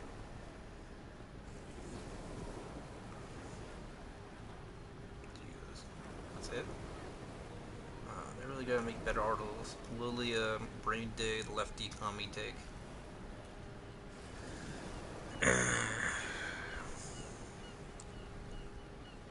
I'm gonna be honest with you, but if you have a news site and there's like a dono now button or banner thing, like your news has to be somewhat interesting. Like imagine if the NFL or MLB like went this far saying like oh you gotta pay us money. It's like no, you have influencers and donors. Like don't be broke.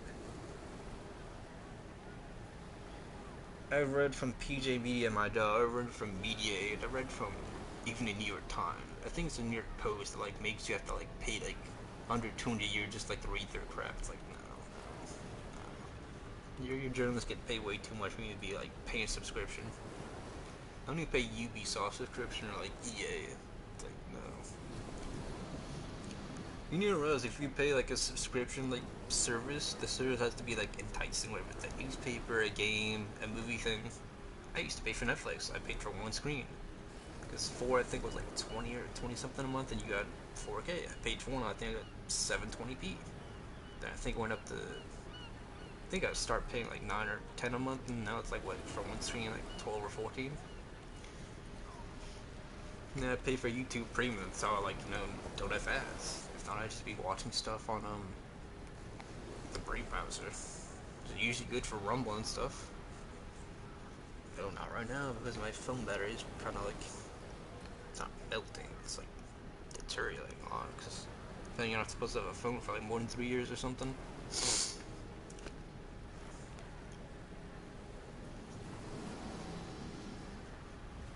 I think a lot of people need to realize that like a lot of shit's planned in advance, if not it's talked about, like open door views. Like you never see people like recording what's going on at Davos or E7 or when Iran talks to like the people about nuclear issues.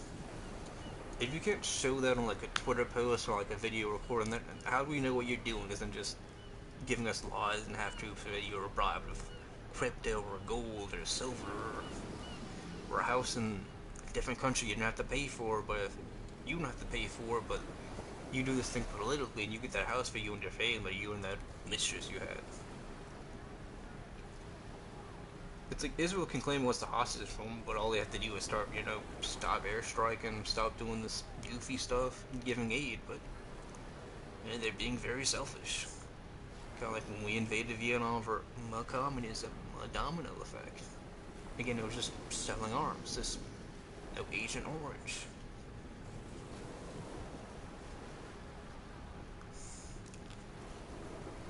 I mean, Jim Shapiro's legal archive is saying that he wanted the invasion to Iraq happen.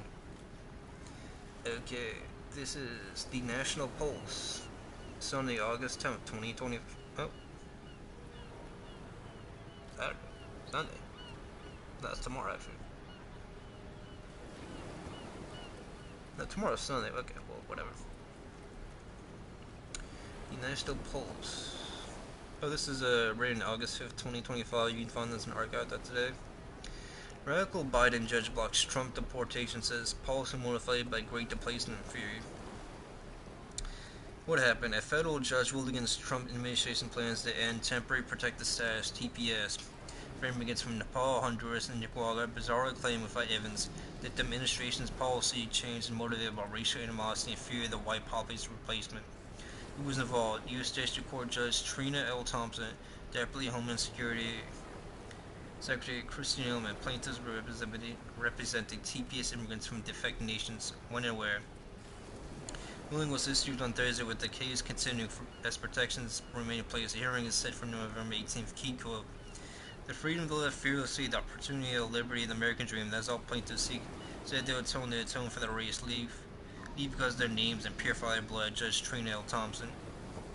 Impact: TPS protection for the affected groups remain in place while the case proceeds.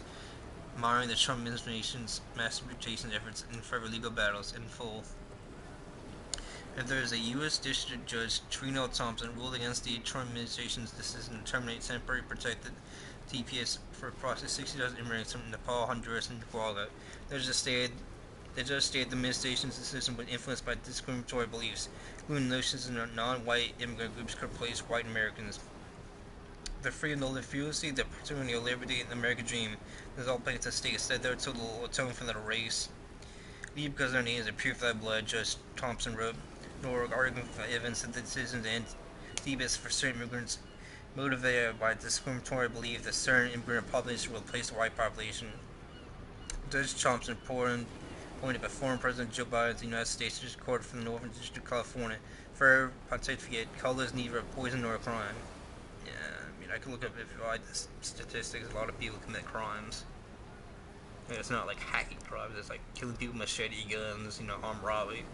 At least here in New York Times column, we don't like sluggers. I'm like, yeah, it's the usual suspects. People they get released on like small bonds and they go on committing crimes again. So it kind of doesn't matter. I mean, there are literally Muslims that kill people every day in like Britain, France, Spain. They get off. It's communism is like its true form.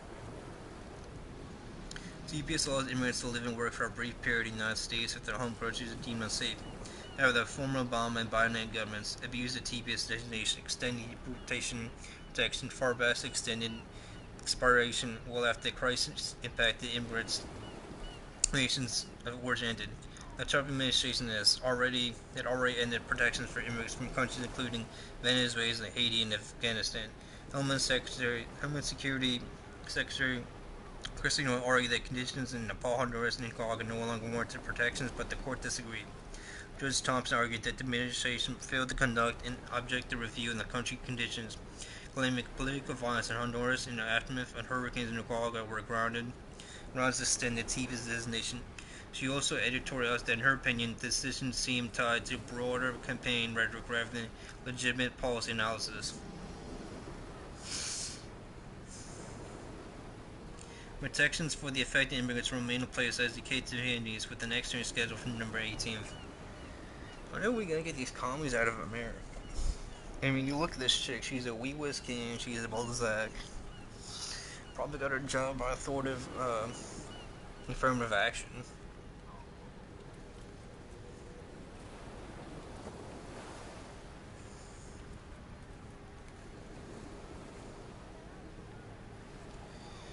Alright, this is the last article of the night, then I'm getting off. I'm going to do a lot of articles over time.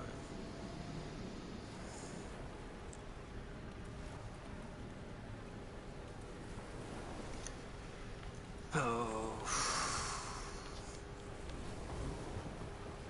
Oof. Rock and Stone, the pretty sound of teamwork. I don't think I'd never be a public speaker, but be a podcaster, yeah.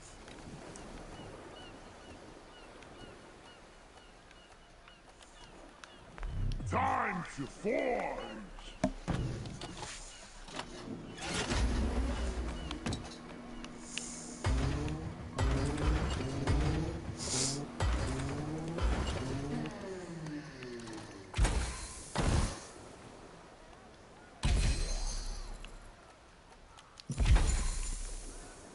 Clean over a clock.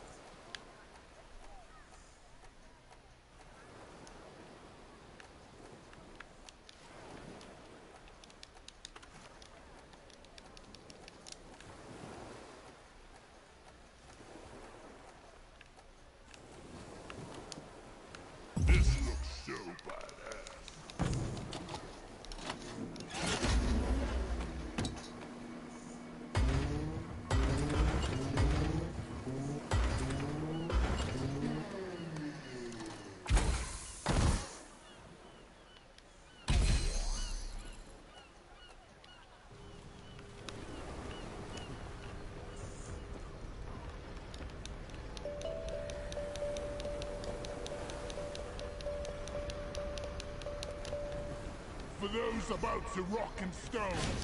They're gonna keep you as like a multiplayer game mode.